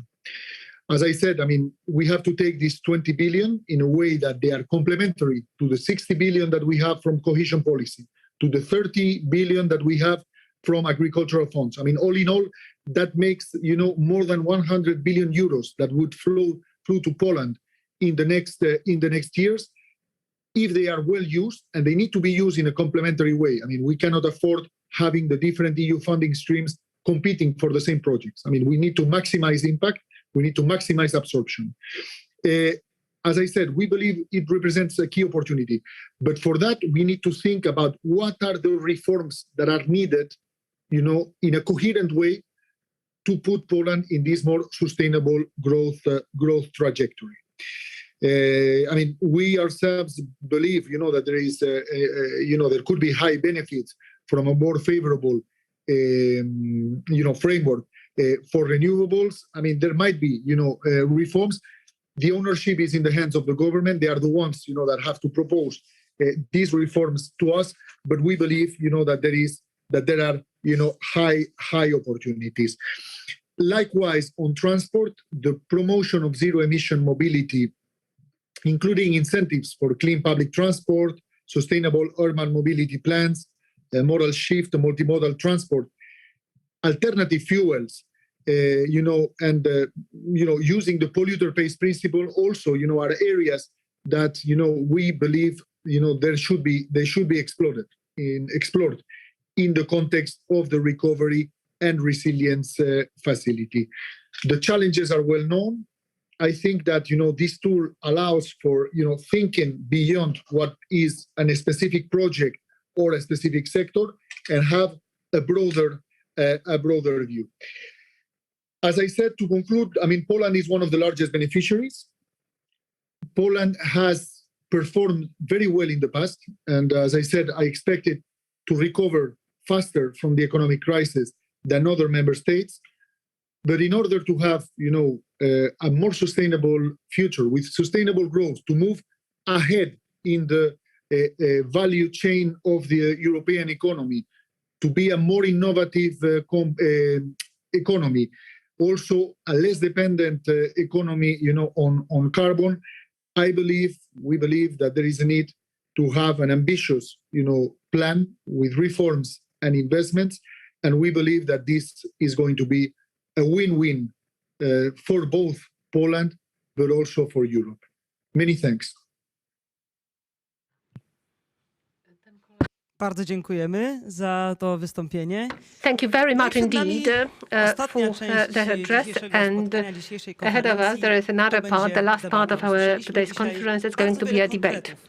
We had very many specifics, how we as Poland should think about a new financial perspective, how we should think about money that we can use, but also which conditions we must meet. A moment ago, Michael Gilles-Detracq explained that as far as money is concerned, coming from the new facility, well, the reforms have to be very well planned.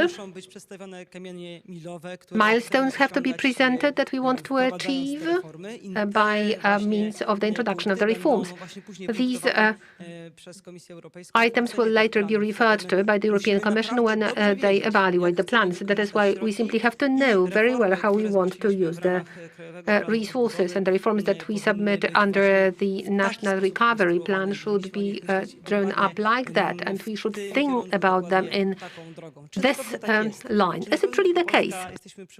Are we really prepared in Poland to absorb the new money that we are going from the European Union? We know that it's going to be huge funds. Do we have good ideas how to use these funds? We are going to talk about it during the debate. Joanna Maćkowiak-Pandera will be a moderator of the discussion.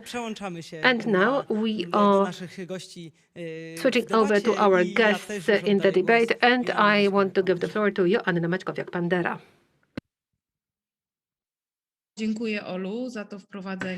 you, Ola, for your introduction. I hope that you can hear me and all the guests can be seen, or, well, at least in a moment we will see all the guests. It is really a pleasure for me to be able to talk with you. I believe that it is an exceptional group of people whom we have been able to gather. We have here representatives of the political perspective, economic perspective, as well as social and environmental perspective, and financial perspective, and business perspective, and the big energy perspective. So I think that what we are missing here is perhaps representatives of consumers. But I guess the people who are gathered here are really an exceptional group of people who can talk with us about how these funds can be properly used. The three items that we can refer to before I give the first question to the Minister. The National Recovery Plan seems to be a priority now, because the decisions are made here and now. The priorities, as a rule, they are not wrongly formulated in that national plan, but what we need is the development of competencies to really be able to take advantage of those funds. So we need a new approach to financing, because this is where we are going to have to do with slightly different projects. We need also a group that will be able to get involved in that participatory model forum for generations. We simply would like not only us to use these funds, we want the perspective to be longer and broader. So these are the statements or items. But you can agree with them or you can disagree with them. I encourage you to say that you do not agree. You can challenge what I have said. I have also a request to you. If you have questions, we will try to read them from the chat window. My colleagues promised that they will convey the questions to me. I will try to ask them. I do not know whether we will be able to do this technically, but I will try. My first question goes to Minister Czetwertyński. We have already heard that reforms are incredibly important, and those reforms constitute the core of the funds that are allocated. How do you see these reforms? Do you believe that the concept of these reforms is already prepared, or they still need some further work and discussion? Minister, over to you. It is certainly going to be a process that will have to be agreed on between us and the European Commission. However, in my opinion, the direction for the reforms has already been outlined in the energy policy that we adopted in the government, and we identified the directions for the development, the transition of our energy sector and our economy until 2040. We indicated the main areas of investment, and those areas are reflected in the National Recovery Plan. The reforms must be connected with that. Those reforms will, on the one hand, help us to spend the funds better in a more efficient way. However, in some other cases, it will allow us to go ahead with some investment when we are here talking, for example, about wind power in the Baltic Sea, the offshore wind power. What was crucial for me was the adoption of the law that can support the offshore wind power. Thus, these reforms will have to be undertaken at the government level. Some of them will be of a legislative nature, but they will also pertain to the development of new programs, or they can also facilitate the programs of the National Environment Fund. It will also enable to execute the priorities that have already been identified. I have another question, Minister. Thank you very much for what you have already said. I think that as far as clean air is concerned, there is still quite much for us to do to make it possible to absorb a significantly higher amount. In the National Recovery Plan, the funds are really significant. They are greater than they have been so far. And it will necessarily be connected with the improvement of the quality as well as the efficiency of these programs. It is a different challenge. But on a different note, let me ask a question about climate neutrality. This aspect has been touched on. So what can you say about climate neutrality? It isn't connected with the National Recovery Plan. It is more connected with the Cohesion Fund, and in particular the JTF. Are we going to revisit the subject? Because there is a risk that the funds will be cut into, or by 50%. Climate neutrality is our target. We want to achieve it in the second half of the century. And it's been the case since we signed the Paris Accord in 2015.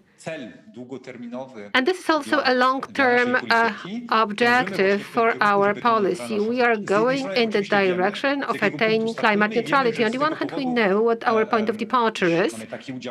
We know that when we have this share of coal and this level of emissions of our economy, it will take a little longer for us to attain that target than other members of the European Union, but the finish line is the same. Perhaps the distance is a little longer for us to cover.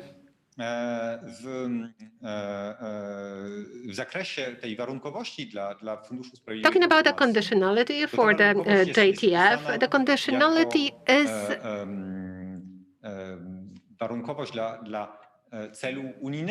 referred to as the conditionality of the European target attainment. The European Union is to get climate neutrality by 2050, and this is a target which is a target for all of us together. It's our common target, and it has been the case since the European Council decided to approve of it in December 2019. At the same time, it recognized the specificity of Poland, and it also recognized that we are having to do with a different point of departure.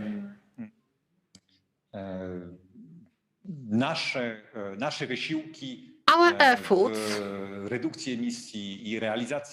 in terms of the emissions reduction and execution of the policy priorities will be a Polish contribution to attain the goal of climate neutrality in the European level.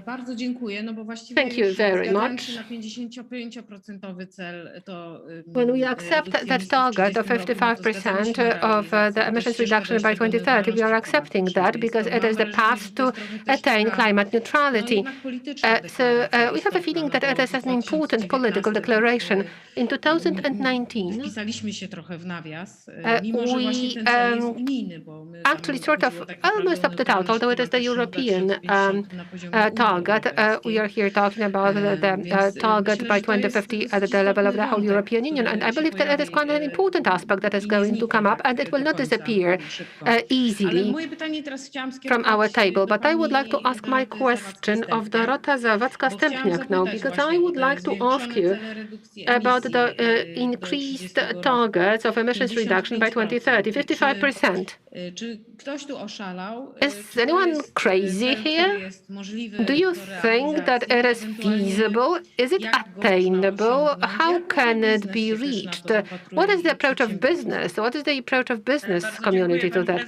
Thank you very much, Madam President. I hope that you can hear me well. I am a representative of a private business. I am a representative of Leviathan Confederation, and I can assure you that private business is absolutely ready to attain those ambitious targets of 2050 and 2030.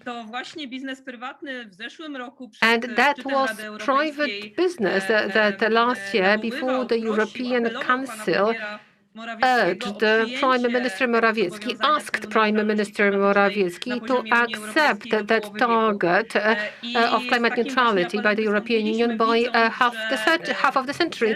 And this is the appeal that we presented, because we believe that that target of climate neutrality constitutes a great opportunity for Polish business community, Polish enterprises to provide for our competitive advantages, technological advantages, but it also is a very good response to different challenges resulting from the European Green Deal. Speaking directly, regardless of significant challenges that are connected with climate ambitions, private business wants to board that train. And we want to be involved in the execution of those targets. But in order to make this happen, two things are necessary. And that was clearly presented in our discussions with the companies, but also in different surveys, the questionnaires that we distributed amongst our members. One thing is a stable and steadfast law, as well as stable and long-term strategies for the development of different sectors. I'm not referring only to the energy sector, although energy is a very important sector that is subject to the transition. But I'm here talking also about such framework as the framework for renovation of buildings, but also the development of hydrogen economy. That regulatory and strategic stability is what the companies need. The second element that we have to talk about is financing, and this is a subject that is taken up throughout the whole event today.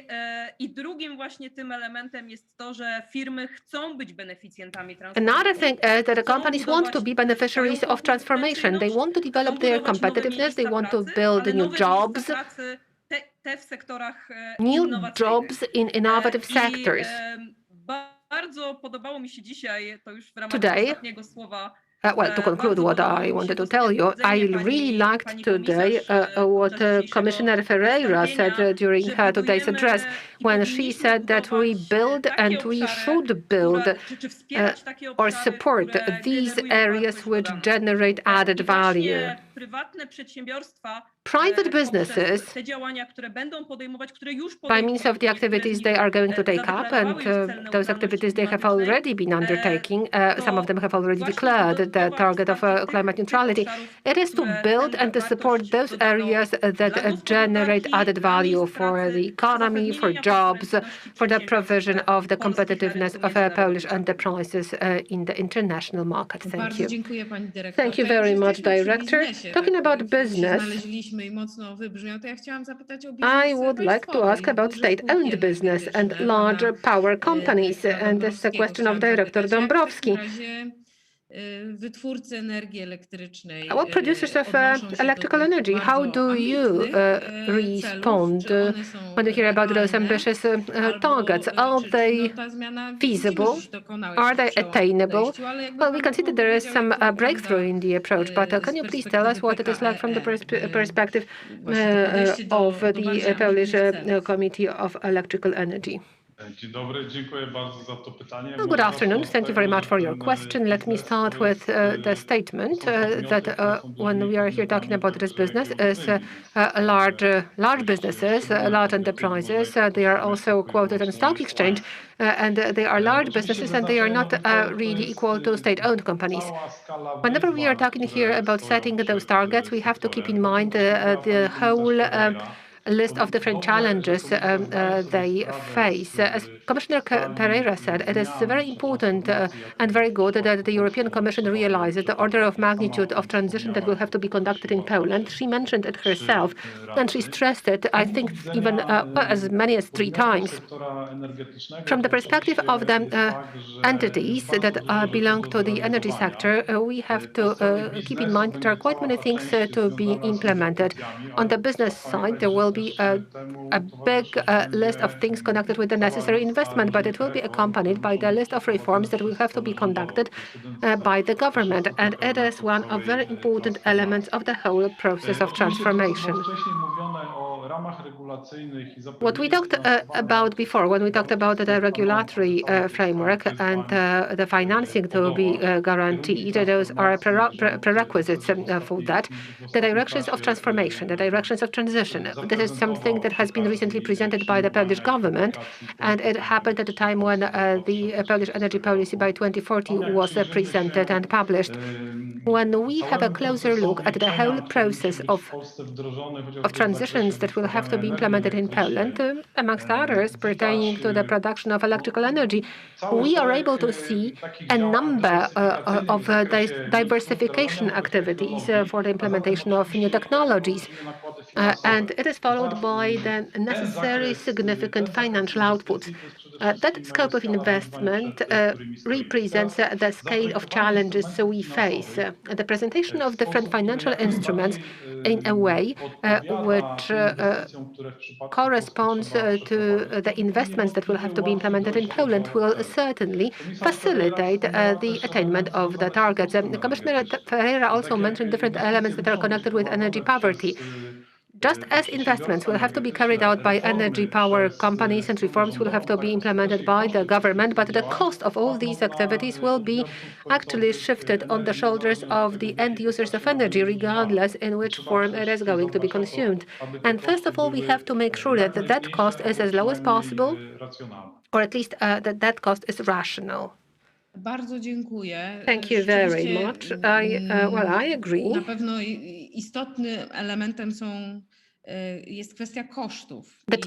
the cost, it is a very important aspect, and whether or not we can afford that transformation, or perhaps we can't afford it. It also is a question whether we really are at such a point where we are discussing whether or not to change.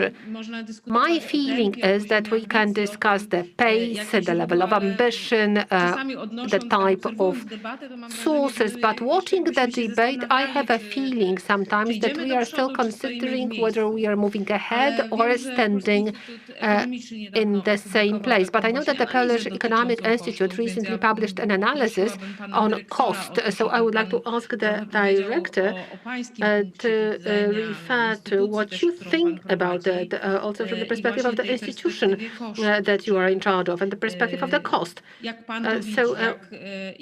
How do you see that? What is that cost? How to distribute it reasonably? Because we know that some model will come to an end anyways. We will have to invest because those, boilers and power plants will fall apart soon. So what is your approach to it? Thank you very much indeed, and thank you very much for the invitation. It really is the case that the process of energy transformation is cost-intensive. We will need a number of infrastructural investment, and we will have to remodel the energy system, the system for energy supply, thermal insulation, the thermal upgrade, etc. So quite many things that will have to be changed in the energy policy of Poland, and we can also read about it in the reports of the Forum Energii. So we also have to keep in mind that different alternative solutions come up or describing scenarios that refer to the necessity to follow the current path. As you were right to mention, the cost of investment in the energy sector is not only about the new power that will have to be developed on the basis of a renewable energy, but it will also be necessary to replace the existing obsolete coal-based infrastructure. Without the change of the energy mix, without the energy transition, keeping the same energy mix, we will spend most probably more. We would have to check what would happen if we started to execute the scenario as soon as possible, and if we simply diverted from what the Ministry of Climate is proposing, and what for many people in Poland and for many political communities could be considered to be a conservative approach, as compared with what could be a declaration of a political nature. But it seems to be realistic to be implemented when we keep in mind different groups of interest, as well as the questions of energy poverty. That cost investment, well, I will not talk about it. I will not talk about the non-energy sector because it's very difficult to estimate. Honestly, I have some comments about the results of those calculations because I think that they are overinflated. It's about 800 million that we will have to spend, 800 billion zlotys that we will have to incur to provide for the energy transformation. However, the carbonization, which means keeping the coal energy mix, could give us even 890 billion zlotys, which is more. Same goes for another argument that was raised, and it's connected with prices. Prices of energy for end users, which are going to grow, and they are going to grow most probably due to the change of the mix as well as the depreciation of investment cost to be covered by the energy sector. It would lead to the necessity to pay more by about 20% for energy as end users if all those funds and all the money for investment in the energy sector could be implemented. That is why at that scenario of energy transformation, we have more money to allocate from outside of our own budget. When we add up all the possible sources of financing, we will be able to note that those amounts go beyond 200 billion zlotys. And those are the funds that we can use either to prepare investment areas, we are able to use it to modernize the sector, to transform the regions that were in particular hard hit by the professional exclusion, people who are going to lose jobs because of the modernization of energy sector, as well as the heat generation. All these factors make this scenario a little cheaper as compared with what we have on the table today. Trochę okazuje się, że alternatywy są tylko I wyłącznie droższe. And we can see that alternatives are more expensive. We are joining the team of the European Union executing climate neutrality, and I know that we are delayed in that process. But they expect from us that we are going to reach the finish line together with all other member states. At the same time, it is not realistic, especially when we take into account the prices of coal that we have and the fact that we started running a little later than others. That is why it will have to be properly adjusted for Poland. We will have to have more time to do that in order to be true to those declarations, especially as the target for 2030 is concerned, minus 55%. But it does not mean that the direction is wrong, to change the energy sector, to generate jobs in those sectors where more money is going to be invested. I'm not saying that it is bad. This scenario is cheaper, and it doesn't really even matter what we think about energy transformation, but it's simply about what is really more beneficial today. Right, it's really a very good perspective, especially in the situation when the prices of rights exceeded 40 euros per ton. We have a dilemma now whether we want to pay more for energy due to sanctions, penalties, because it is a penalty. Well, by the way, it is in the form of the revenues to the budget of our country, but the cost of CO2 is shifted onto the end users and industry at the end of the day. Or perhaps we agree to pay more for energy, but at the same time, we'll also have to do the investment. We'll have to modernize infrastructure, modernize the grid. And I believe that this is also an argument that is worthwhile being raised in the debate. But talking about the cost, the question of financing pops up immediately. How can we make sure that we know which undertakings deserve support from public funds? I have a feeling that in our debate, frequently when we talk about financing, we are only waiting for a big lorry with money is coming. By the way, it is now coming from Brussels. But we seem to be waiting for all the investment to be financed from public sources. It is not possible. The energy market or electrical energy yearly, well, we pay 65-70 billion zlotys for that. So we really have to be very clever when we combine what comes from the market, well, the income of the producers in the whole sector, and we have to combine it with the idea which investment should be supported from the European funds and our own budgetary funds. So my question goes to Mr. Lorkowski. How do you see the question of financing and the priorities that are ahead of us? What is worth supporting? How should this support develop so that this process provided as much added value to us as possible?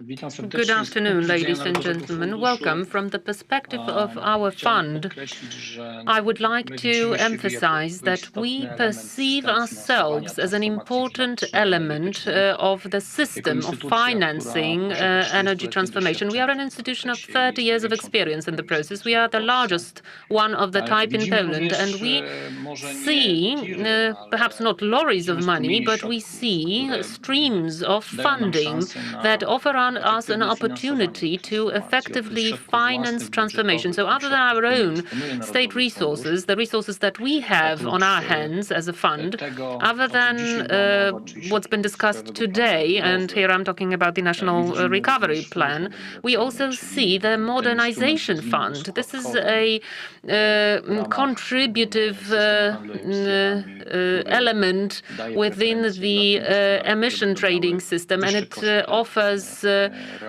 some subsidies to the economies that face higher costs of transformation, and we hope that the National Fund is going to be the operator of that fund. We also see structural funds in the new financial perspective that is effectively going to start in 2023 when it comes to expenses and expenditure, but also the income from auctions, LTS system. This is also a potential source that is going to be operational in Poland. When it comes to the National Recovery Fund, our fund would play a role in 6 areas, we think. These 6 areas are clean air, first and foremost, because it plays a significant role in the National Recovery Plan. This goes along with the thermal modernization of schools and modernization of the heating system grid, but also for the purpose of the quality of air. We hope to continue our activities in the area of exchanging city buses and electrifying municipal transportation. Our competencies additionally lie in investing in renewable energy resources, recultivation of areas for green investment, and development of hydrogen technology. So this is the scope of the mandate and competencies that we have today. And under that mandate, we are looking for effective instruments of spending the resources. And for this reason, for instance, without or sort of instead of waiting for the resources from the recovery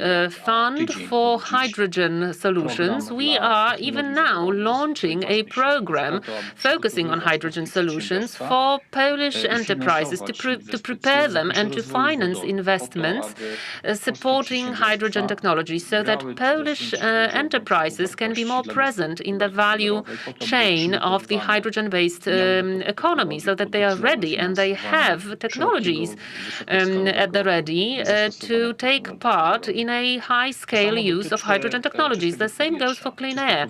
Clean air today is being modernized. It's being broadened in its scope. You know that in order to reach those people who are, well, less affluent. Also, the channels of money distribution are changing. We are about to launch a banking pathway of doing that. So we hope to make it possible to take out a loan to co-finance investments under clean air program. So this is a sort of a leverage that we are trying to use today. For instance, in the My Energy or My Electricity program, there are 20% subsidies used to generate 4 times the previous amount of private funds invested in photovoltaic solutions. Also, without waiting for the recovery fund money, we are already launching some programs to electrify public transportation. In January this year, we have finalized selection for this program. We are using our own resources here, and we are trying to fill out the gap as we are waiting for external sources of financing, so that Polish municipalities can exchange their transportation vehicles and for Polish cities to enjoy a stable portfolio of orders and to be able to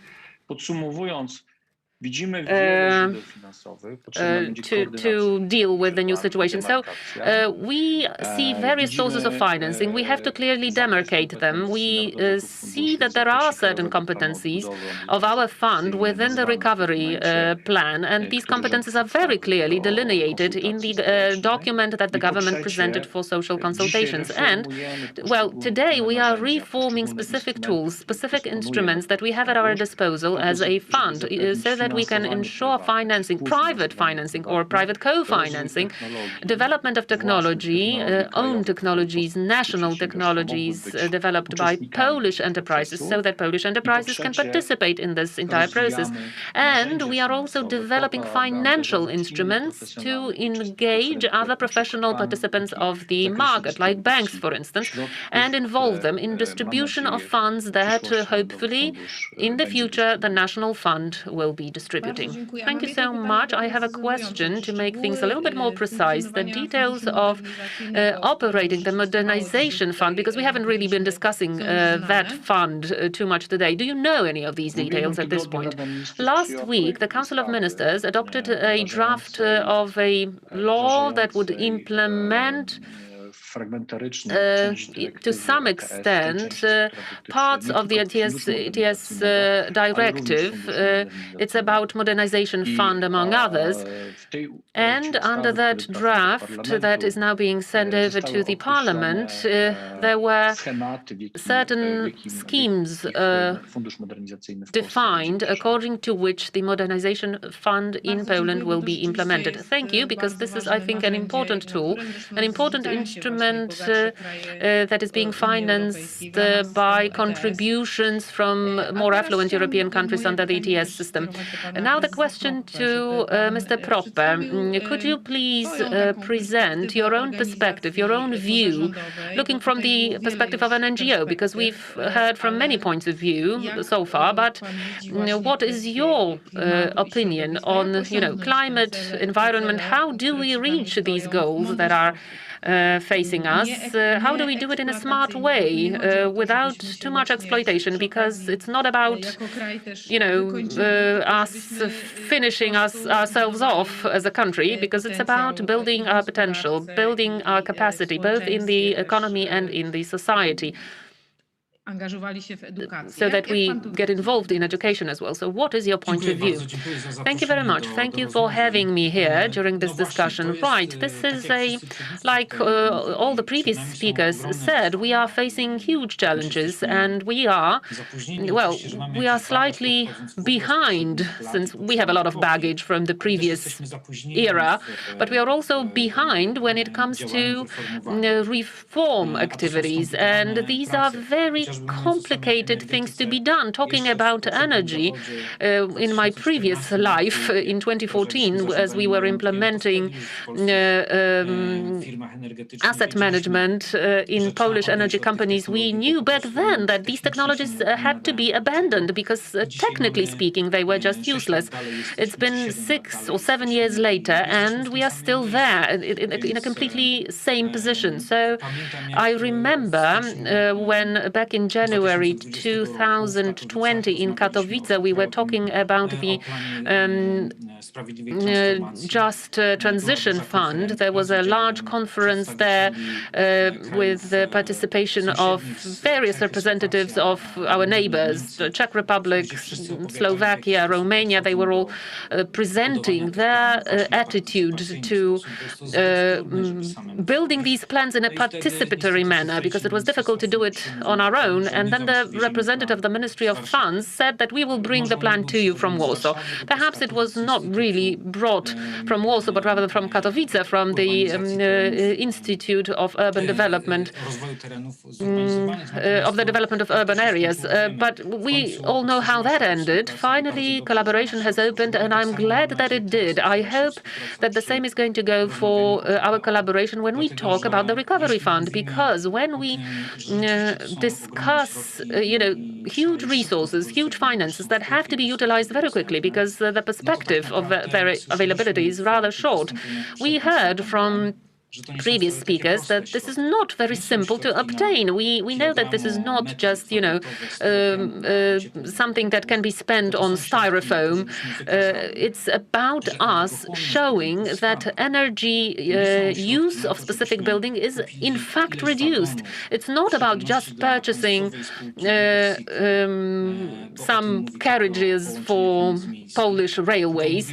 No, we are talking about facilitating facilitating mobility to people living outside of larger cities so that they can reach cities, arrive in the city to enjoy public services, education, healthcare, and so on. But they don't have to do that using an old diesel-fueled train, but rather using zero-emission public transportation.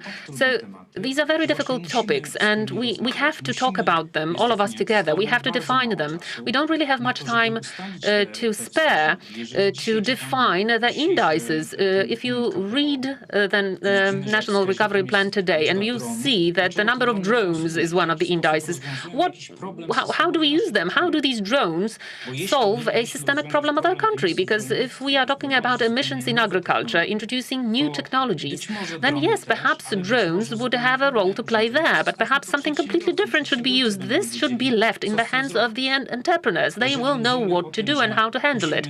If we are talking about having to improve the condition of our waters, access to potable water for our citizens, and also waste disposal, let's just use indices focusing on water quality. Let's support the General Directorate of Environmental Protection. Let's give them proper instruments to investigate water quality and to show proper outcomes. Let's not force local authorities to build another waste disposal plant that is going to be just as inefficient as the ones existing today, because we have built too many of them as compared to the dissemination in the country. So I think the most important thing, considering that the challenges are difficult, in order to use the money that is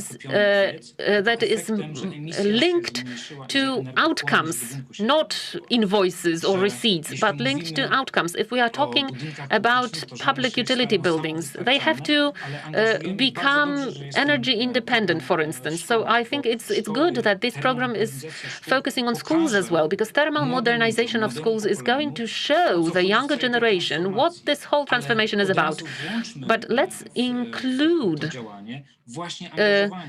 involvement in these activities. So, for instance, if we have a physics class or economy class, let's involve pupils, students, so that they understand why we calculate energy efficiency of the building, how much light is being used in the building, what sort of technologies are available to change that, and how do we cut costs? How do we save on resources? And how can we potentially create the heat or energy from non-emission resources? So this is true reform, but in order to plan these reforms like that, we have to sit together with entrepreneurs, with the local government, with larger companies, big companies, social partners, and we have to just start talking about it, because many of us have already, many organizations have already submitted their ideas, and of all these ideas, of all our appeals, of all our conversations and discussions, we have only heard, at least I only received one single answer from the ministry to keep calm because everything will go well, even though I know and we see that things are not going well. Minister Kościński said that social consultation was already done and over. So I want to ask Minister Kościński, when is he going to respond to my question? When could he meet with me and start a conversation about that? Thank you. Thank you very much. There was an important question posted here. Is it possible to create some sort of a body, participatory body, that would bring together various points of view, that would include and that would be included in the development of the National Recovery Plan? So a question to the Minister again about about, I saw some questions about transparency of the National Recovery Plan. What sort of a process is that going to be? How long is it going to take to perform consultations? I understand that these consultations are still underway, so we can still submit our remarks. So what is your perception on the consultation process? And I will also go back to the question about clean air, because there is an all-national campaign regarding clean air, so I'm not sure who would like to speak to that. But first, a question to Minister Czetwertyński. Thank you. I think, yes, in fact, the consultation process for the National Recovery Plan is essential if we want to elaborate a valuable document. So formal consultation is one thing.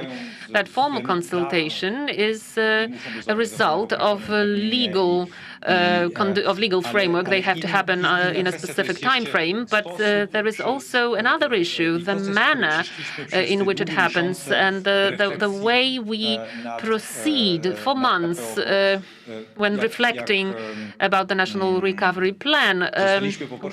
When we were asked by the Ministry of Funds, us as a ministry, when we were asked to propose certain programs that could be included in the National Recovery Plan, we reached to other institutions like the Environmental Protection Fund or various organizations of entrepreneurs that have some investment plans of their own. We wanted to investigate opportunities when it comes to transformation. And then there was a process, an organized process, involving the representatives of Leviathan Confederation, for instance. I know that Dorota was one of such representatives, and at the working level, we were talking about all the ideas brought together in specific categories, and we evaluated those that are most mature.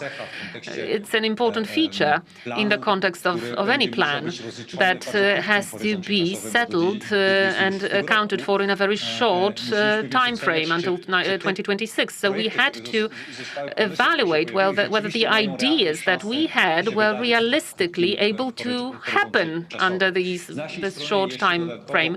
On our part, we additionally organized a discussion with NGOs once we knew a little bit more, we wanted to see the direction in which that conversation would go. We wanted to confront some dilemmas that we have, because, of course, the resources for the National Recovery Plan are huge, but the challenges are even greater than that. So, of course, we had to make some choices, and we consciously decided that, for instance, better quality of air would be a priority topic for Poland, and that's why we included that goal in the National Recovery Plan with a vast allocation of funds for projects associated with air quality. Thank you. I wanted to encourage you to interact. If any of you would like to speak up, please do so. You can speak freely. Well, it would be best to signal your willingness to talk on chat. Or via other functionalities of Zoom. But, well, thank you, Minister. And coming back to the topic of clean air, because we see these questions. We have more resources. Now we have to mobilize our society to take part in it. This is technically a difficult process. I admit I am trying to approach it, and believe me, it's not simple to go through thermal modernization. If you talk to a company that's doing it, well, they are selling their product, and we are sort of left on our own. So we know that we need some sort of an awareness campaign. We also need to develop knowledge. You know, we need some sort of center of expertise for heating technology that would provide support not only to the society, because, well, one wouldn't probably be enough, but perhaps it would support local governments, because the local governments have already received some support for for advisors. But, you know, it's a difficult topic. We've been talking about the strategy for the heating sector for 10 years, and we don't really have that strategy as yet. So I think this is the key challenge. Who would like to take that question? Who would like to refer to it? President Lorkowski, perhaps? I think he would be the most appropriate person here. Well, I don't really need to add anything because you have already answered that question. What I can do is just to confirm that all these aspects that were touched upon by you and by myself in my previous presentation, they are all important for the efficacy of the Clean Air Programme. We are all aware that adding money on its own is not going to produce outcomes that we expect. So let me repeat myself. We are trying to reach potential beneficiaries of the Clean Air Programme, the least affluent ones. And here, the elevated thresholds of financing have been introduced several months back. Now we are collaborating with the banks. We want to guarantee loans, loan repayment, even for those who today have no loan capacity for them to be able to take out a loan like that. And we hope that because of that, banks will be more willing to co-finance subsidies for clean air, whether via us or via provincial funds. Of course, information is essential, and so collaboration with communes,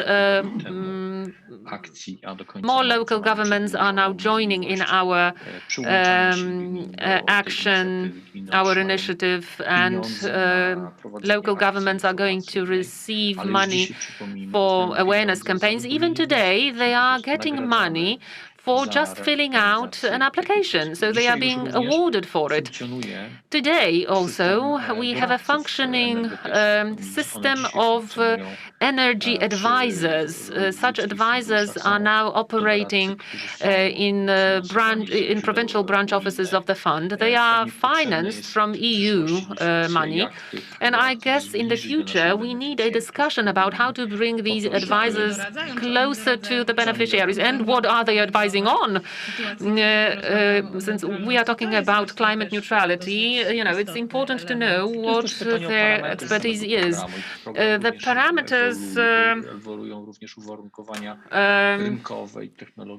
parameters, of course, include the market conditions as well.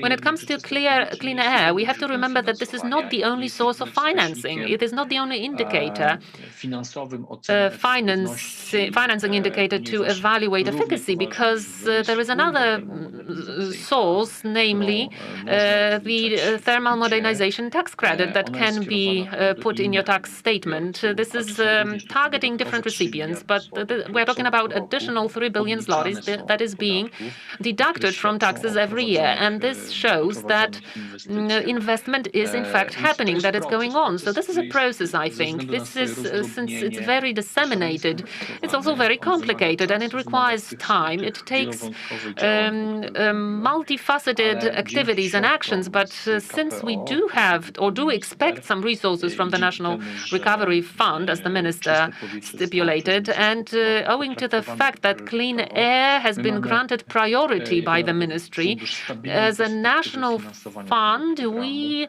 enjoy a stable perspective of financing for this program until at least the end of 2026, and this is essential from our point of view. Thank you very much.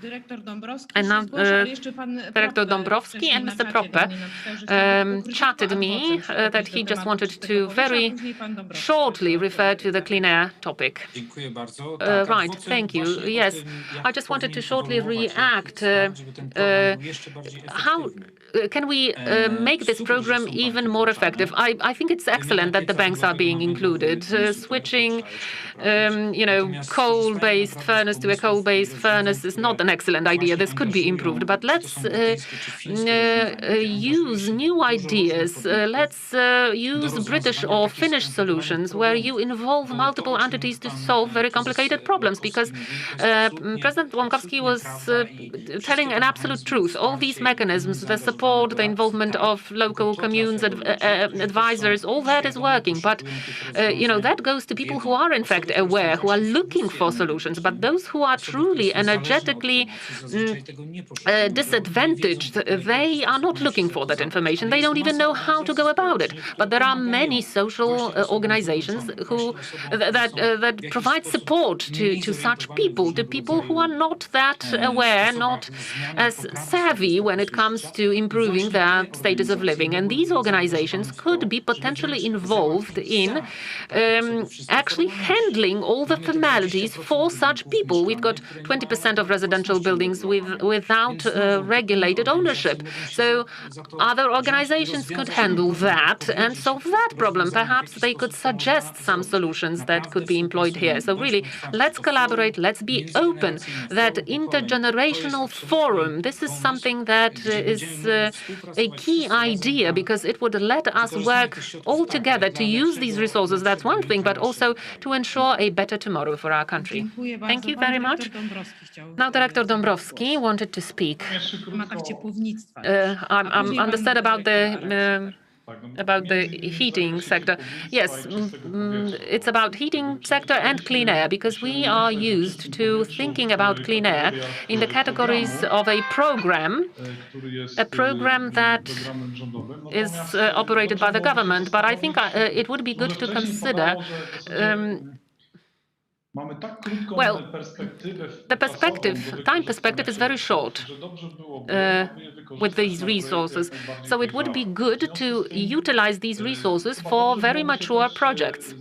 And so perhaps we should reconsider the issue of using gas in Poland for heating. Perhaps this could be financed from various available resources. And well, first of all, we would be talking about relatively mature and well-prepared projects, and very shortly they could be implemented, and they would bring quite a significant outcome when it comes to reducing emissions and improving air quality. If we compare that to investments into individual households, like exchanging furnaces, boilers, thermal modernization, and then we analyze the social structure of our aging society, where quite a lot of investments would have to be done by people of an advanced age. So return on investment for them could in fact be longer or later than their life expectancy. It's difficult for such people to decide to go for an investment. So perhaps these resources could be redirected to gas investments that would meet the needs for heating in various smaller municipalities. Thank you. Thank you very much, and thank you for pointing to the heating systems and ineffective heating systems. I think Poland has one of the best developed heating systems in Europe, and from the perspective of further decarbonization, we do need that heating infrastructure, the heating grid, because individual heating systems in specific buildings, that's one area and one challenge. But if we've got 25% of heating streams in the heating grid, let's take care of that, take care of decarbonization. If we are going or switching to gas, then in the further perspective, we have to prepare these installations for hydrogen as well, because hydrogen would be the future here. But now, Director Arak, please, you wanted to take the floor. Yes. I talked about the cost, but in the discussion it came up that we also have the EUDS mechanism. I didn't talk about it at all. I just said that the investment cost is not just the cost for the pricing of emissions. w momencie, w którym, i to już w momencie, kiedy certyfikaty zostały dopuszczone do obrotu na rynku When finansowym, certificates were allowed to be traded in the financial market, a risk came up that they would be speculated because of the energy transition. The activity of the regulator, by means of making the criteria more severe, we are just saying that the reduction of energy would have to be faster, and it influences the price of those certificates which are purchased by financial institutions. And it leads to a problem. If these prices are significantly subject to the value increase, because they will be evaluated as a stable source of possible income, while a risk may be related to that this mechanism will not be really connected with what it was meant to do, which means to reduce emissions. It will become an instrument of market speculation. So the discussion whether in the coming years the EU ETS will operate properly, well, already now we have such significant financial packages and negative interest rates in the majority of countries, especially in the Eurozone, and a capital that needs to seek new methods of financing and a financial mechanism that creates an opportunity to get very high rates of return from short-term investments. And it doesn't necessarily have to be the optimal way to encourage the easy decarbonizations of such economies as Poland, but it can be just a speculation mechanism. That is a discussion Brussels will have to be open to embrace. A question whether there should be the cap of value for the emission pricing will have to be asked, because it may turn out that it will become simply too expensive for those countries and for those economies that are supposed to incur the cost. So this is a discussion that we will have to carry out. Even if the most pessimistic scenarios will play from the perspective of Poland and other emitters of CO2 are not materialized, which means that if the price doesn't go as high as 80 euros, but it will be 120 or it will be 200 euros. And well, it is a very, very black scenario, and then a significant part of capital, which normally is invested in other sources, it will be simply released to this financial instrument that we are creating ourselves. And I believe that the discussion as to how it should function is ahead of us. Right. You were talking about the ETS system, and in June, we are seeing a beginning of a significant European discussion about the ETS system reform. We can assume that the emissions of buildings and transport will be, I do not know whether they will be directly introduced to the ETS system, but there will be some attempt to calculate the external emissions cost as compared with the CO2. I know that's not just about the CO2 emissions from these sectors. It's an important aspect, and it is necessary to be raised. I have another question on a different note. It's about industrial policy. If we have to invest, and we do, this is our conclusion, that we do. So, do we have an educated policy in the country, how to make sure that the significant part of the invested capital stays with us? How to encourage our industry to develop new solutions, new technologies in the context of climate neutrality, those that will find their market here. I know the companies that operate in the area of energy efficiency, and they say that Poland is not their market. They produce great products, but they sell them outside of Poland. So do we have an educated industrial policy in place? It's a question of Director Arak. Oh, it's a question of me. I thought that it was a question of the minister, but of course I can answer that. Let me try to answer.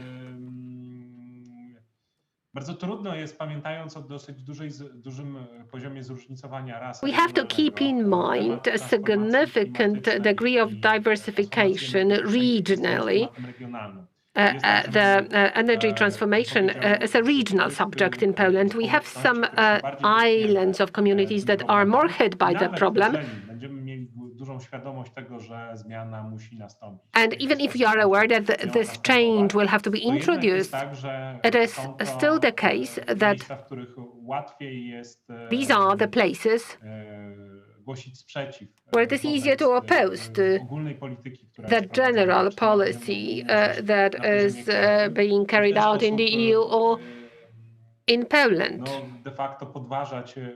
And these can be the methods to challenge the foundations of what we are talking about today. It is not a one-size-fits-all solution. We have to be skillful in running a local dialogue. I believe also that the pandemic also is very bad for the discussion about energy transformation. It would be quite good for at least some of the commissioners who are responsible for climate, so that they could come from Brussels to Poland, Warsaw, to Silesia. We need to talk more. And computer screens do not suffice. We need face-to-face conversations for people to be able to have their voices heard. And this is how it influences the strategy that we have from the level of the whole country, as well as the discussion which is presented here. And it applies both to the National Recovery Plan and energy policy in a broad sense. Sometimes it can be evaluated as something which is more conservative on the one hand. On the other hand, it can be considered also as really very restrained when we look at it from the perspective of the solutions that are taken. But we are trying to reach a compromise, and it applies also to the speed of adaptation that can guarantee as little loss of work by energy and sectors, production sectors, mining sectors, and the other sectors that are connected with that. It also allows for the dialogue with the social party. These people are not with us today, but we are talking about trade unions and dozens of thousands of employees. These people, when they hear what is going to happen, and their responses are usually negative. There are some people who are just, on the verge of their retirement, and they accept the situation with a greater ease, but others are negative. So this is the approach that we are taking. It is also important for the regions and the country and the cities that will have the greatest problem to properly tackle it. We wrote about it in our documents. There are some districts that will have really a big problem when they deviate from the mining of coal, and we have to guarantee to them other sectors of economy, and people from mining would have to be simply moved to some other sectors of economy and find the fulfillment there. In many places that problem does not exist because Poland is in a different place where, as compared with where it was in the 90s of the 20th century. Our economy is much more diverse today, but we still have to guarantee that additional investment, additional economic and not just social projects were implemented in the regions which are going to be hit the hardest, in the regions where coal is not going to be produced anymore. It is quite clear, at least it seems to be quite clear, but we have to talk about it more frequently, locally, face-to-face. Computer screen conversations do not really help very much.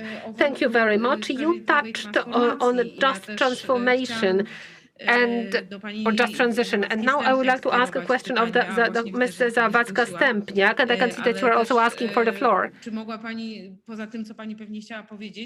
Except for what you have said, would you like to comment on the just transition?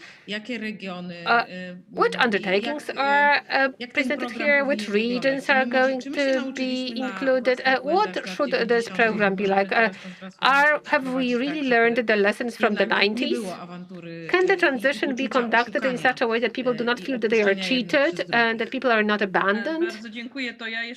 Thank you.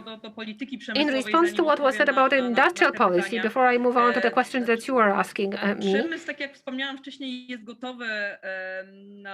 the industry is ready to tackle the challenges we are facing, but the actions will have to be directed. That is that is why the new industrial policy, which has recently been subject to consultations, will have to be simply consulted with a significant group of stakeholders. We simply have to respond to the existing challenges and the challenges that are valid for specific industrial sectors, technological challenges, social challenges. One of very interesting ideas we are watching with a great interest is an idea of digital innovation hubs. These are supposed to be places, these are supposed to be hubs that will also help different sectors, individual companies, and I am here speaking in particular about small businesses from SME sector, and they will help them to get prepared for digital transformation, but also low emissions, green transformation. And this, as you must know, is a concept presented at the European level, but I would be very happy if that concept was really implemented in Poland to a much greater extent than as it is being done by the Ministry of Development. But answering the question you asked about lessons learned, well, I think that we have learned these lessons. However, the coming period will show to us whether voices, opinions of different sectors, different stakeholders, let us say, for example, in the process of the preparation of the National Recovery Plan, whether they will be properly addressed. I'm here talking about the reform, and we are talking also about which areas should be reformed as a priority, what kind of reforms these should be, structural reforms or public policies reforms. But it's also a question, what kind of support will be financed from those funds. You must remember, Madam President, last year, the Confederation Leviathan and Forum Energy organized that discussion last year. We prepared a document, and that document indicated in which areas the public support is needed to recover after the coronavirus pandemic in the Polish economy, but also to respond to the challenges which are connected with the European Green Deal, as well as the targets of a more and more ambitious climate policy. We defined 6 areas. One of them is thermal insulation, thermal modernization of the sector of buildings in a broad sense, well, also public buildings, but also residential houses, industrial structures. We also indicated that it was incredibly important to upgrade heat generation in reference to the sources of heat, but also the whole sector of network infrastructure, where the challenges are the greatest, because almost 80% of those systems in Poland are the systems of low energy efficiency. We also named huge challenges about the grid. We are talking here about the distribution grid, transmission grid, as well as the necessity to introduce smart solutions, for example, smart meters. We hope that what Minister Kurtyka is proposing, that a very ambitious target of 80 million meters is going to be valid for us. In our document, we also mentioned the necessity for the development of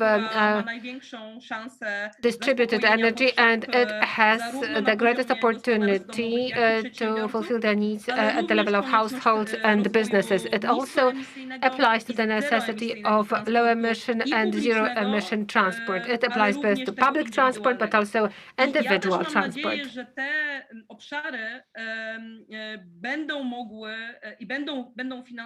I hope that this will be financed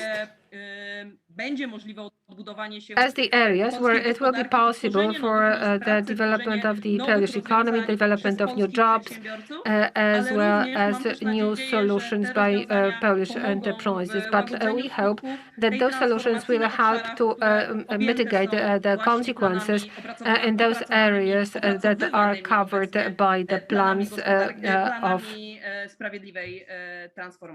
just transition. Thank you very much. We have 20 minutes to go, and I would like to propose a discussion now that would sum it up. I would like to encourage you to speak. I have one question of the minister, and it's a question coming from chat. But before that, I would like also to ask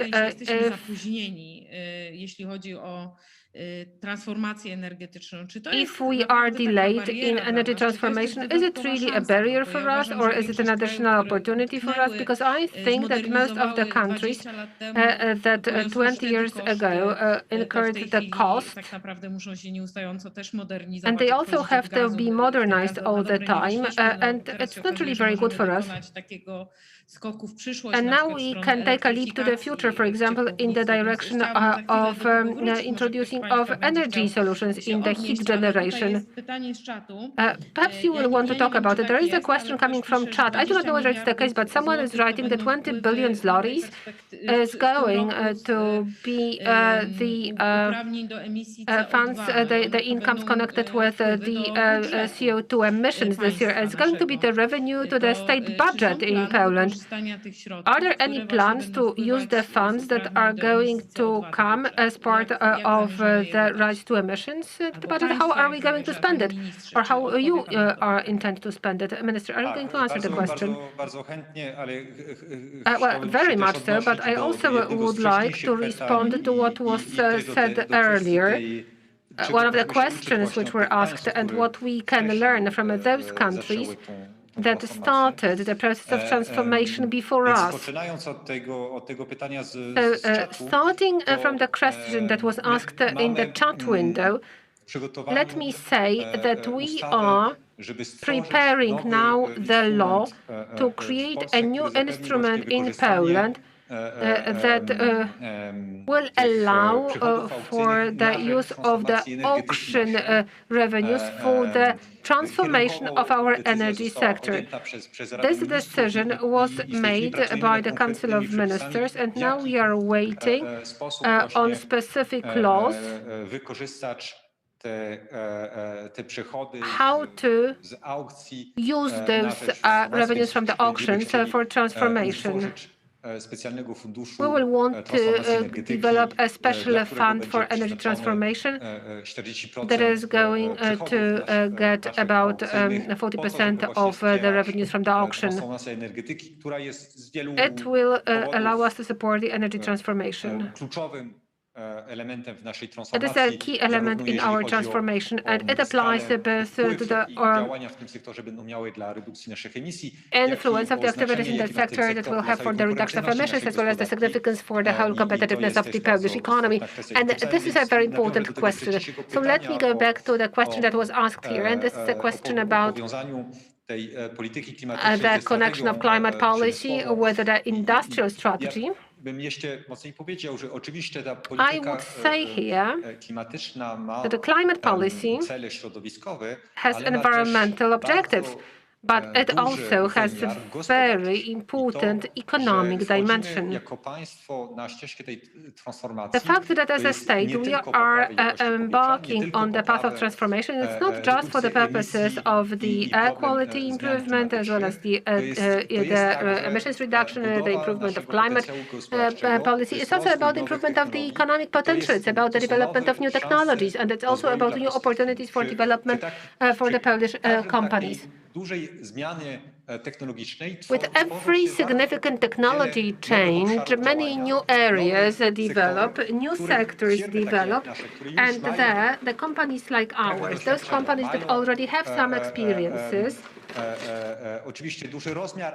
that are large enough, but they also are relatively small in the scale of the whole world, but they have a unique opportunity to take advantage of the niche, the speciality that is needed in this path. We can see this today. We can see the companies that operate in Poland, even in the simple products, like, for example, Windows. Today we are one of the leading producers of Windows in Europe, and Windows seems to be a basic product that is going to be incredibly important, especially when we're taking into account our plans and the plans of the European Commission pertaining to the modernization of the buildings in the whole Union. So these are the opportunities that we can advantage of. This is what we can do as a state. And of course, it is multidimensional, but we support innovation. And this is a task for the European Union and from us, but we are involved in it when innovations come up. And we also want to help those enterprises to develop, to commercialize those technologies. And here we can see it is a chance for the coal companies, the companies that today operate in industry. And we want to support these companies in the transformation of their product offer, when they simply address new areas of growth in the area of heat pumps, solar panels, and renewable energy. This is crucial.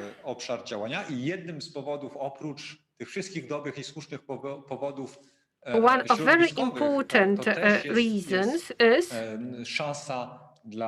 also the fact that it is an opportunity for the development of our economy and the development of our country. Thanks a lot. Is there anyone who would like to respond to what was said here? Is it more difficult when you have so much coal, or is it easy or easier? Może niewątpliwie, jeśli mogę, dobrze, że... Right, if I may, I think that it's really very good that the concept of the fund is being created. It's going to use the revenues coming from the rise of emissions in a way which is clearly connected with transformation. First of all, these funds come from the recipients of energy that have to pay higher and higher fees, because some time ago we accepted a certain policy, climate policy. On the other hand, we also are aware of the order of magnitude of needs, the investments that will have to be conducted, and the burden will have to be carried, not only financial but also organizational. It would be good for the money that was generated in energy sector could remain in that sector and not be redirected to other areas of the economy. The only thing that has to be done is to make sure that those investments make up an enlarged added value as compared to what was there before and what is simply obsolete because of the policy that is adopted. I think that thanks to this, the flow of money will be reasonable, and also the result will be acceptable, because we are going to implement all the political objectives. I do not know whether anyone is going to speak about it, because you have to conclude. You have only 10 minutes to go. I simply would like us to think also about the conclusions that are resulting from the discussion today. Well, the discussions that can be used for our works on the National Recovery Plan and the new financial perspective. Is there anyone now in our group who would like to speak? It is very important for me to keep in mind the fact that I believe that these projects are going to be more difficult. They require a different approach in terms of the cooperation with beneficiaries. Well, the fact that we are sending out Excel sheets asking different businesses about projects they have, we think that it doesn't work anymore, because we already have all the pavements, all the water treatment plants and all the stadia, and now the time is coming to create these new products, make them up, to create those technological hubs, as Director Zawadzka said. To się wydaje cel bardzo taki abstrakcyjny. Well, it seems to be very abstract, far-fetched, but what is going to be the first step? Nie wiem, na pewno konsultacje społeczne są ważne. Social consultations are very important. Why NGOs were not included in that process of consultations, it is not clear for me. It is just a repetition of the error. We are just talking with businesses, what are your products, and while 37% of the funds will have to be allocated to different environmental products, why are the questions are not to be asked of NGOs about which of those products seem to be most reasonable? So this is a challenge. All right. Any comments? What can we do tomorrow, the day after tomorrow, next month to change the situation? Czy mogę? May I? Over to you, please. To ja bym zaproponował tak. Director Naprawdę Proper. zróbmy taką grupę, My proposal is forum dla pokoleń. To have this forum for generations, or whichever name we are going to give to the group. And this group is going to be made up of people like we are sitting in the panel. What we are still missing in this panel is the community of employees, which is trade unions, and the local government.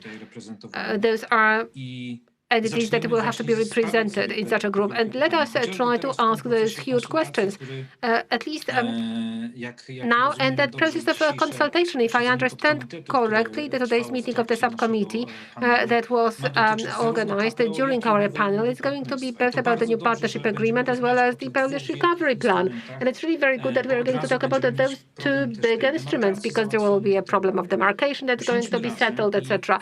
So let's sit down together and let's discuss the biggest problems together. Let's discuss it, how we are going to address them together. Let's find the solutions. We have very good examples coming from the UK or from Finland. The Finnish approach to the National Recovery Plan, or, for example, to the public funding of infrastructural investment. And it is the law in those countries that there are four groups, government and local government on the one side, and then entrepreneurs, engineers on the second hand, then banking people as well as civic society. They always have to speak up for every investment if it is financed from public money, because it has to address all of four needs: social need, the need for economic development, climate, environment need, as well as the need of business. Only if we work like this will we have an opportunity to settle it properly. And this is simply that mechanism that is embedded in it. Those funds can be actually released only when the effect is reached. And those things are so complicated. The complexity is huge. This is what Director Arak talked about. Well, this is the burden that we've been carrying with ourselves from the legacy of the previous systems. So from Monday on, let's sit down together and let's work on it. I think that the consultations are starting on the 22nd Monday. So from this Monday on, let us sit down together and let's cooperate. Thank you. Bardzo dziękuję. Nie wiem, czy ktoś chciałby się odnieść do tego. Thank you. Is there anyone who would like to respond? Is this approach realistic? Is it feasible? Can we imagine this model of cooperation over the National Recovery Plan, or it is not possible for some reasons, including formal reasons? Minister, well, I will ask you. Ja myślę, że w naszym I think w zakresie komponentu, za który that as far as the component we are responsible for is concerned, and here I mean the component which is connected with energy and climate policy, we have been trying to be in the the ongoing contact with different stakeholders groups.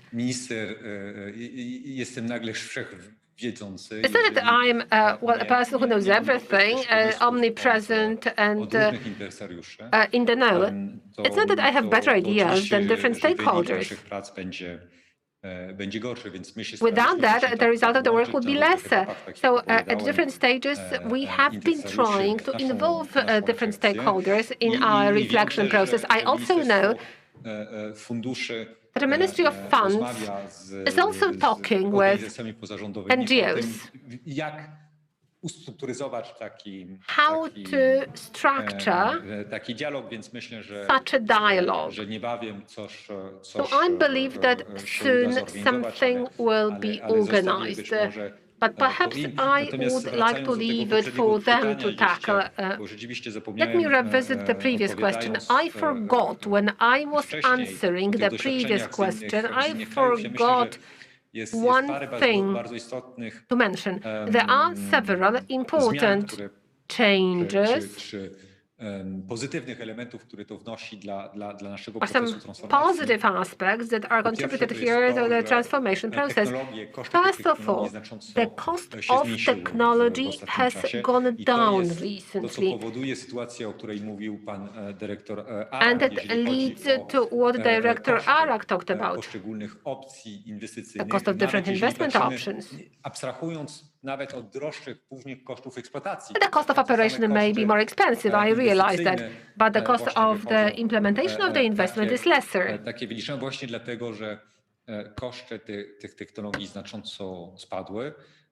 It's simply cheaper today.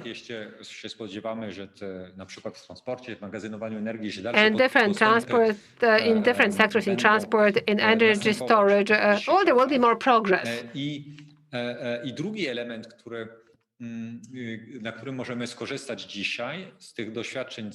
There is another thing where we can draw on experiences of other countries.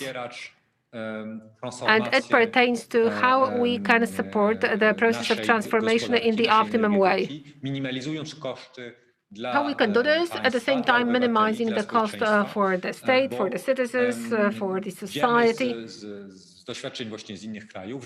We know from experiences coming from other countries that some of those solutions are very, very expensive, and some other solutions which bring about similar results are much cheaper.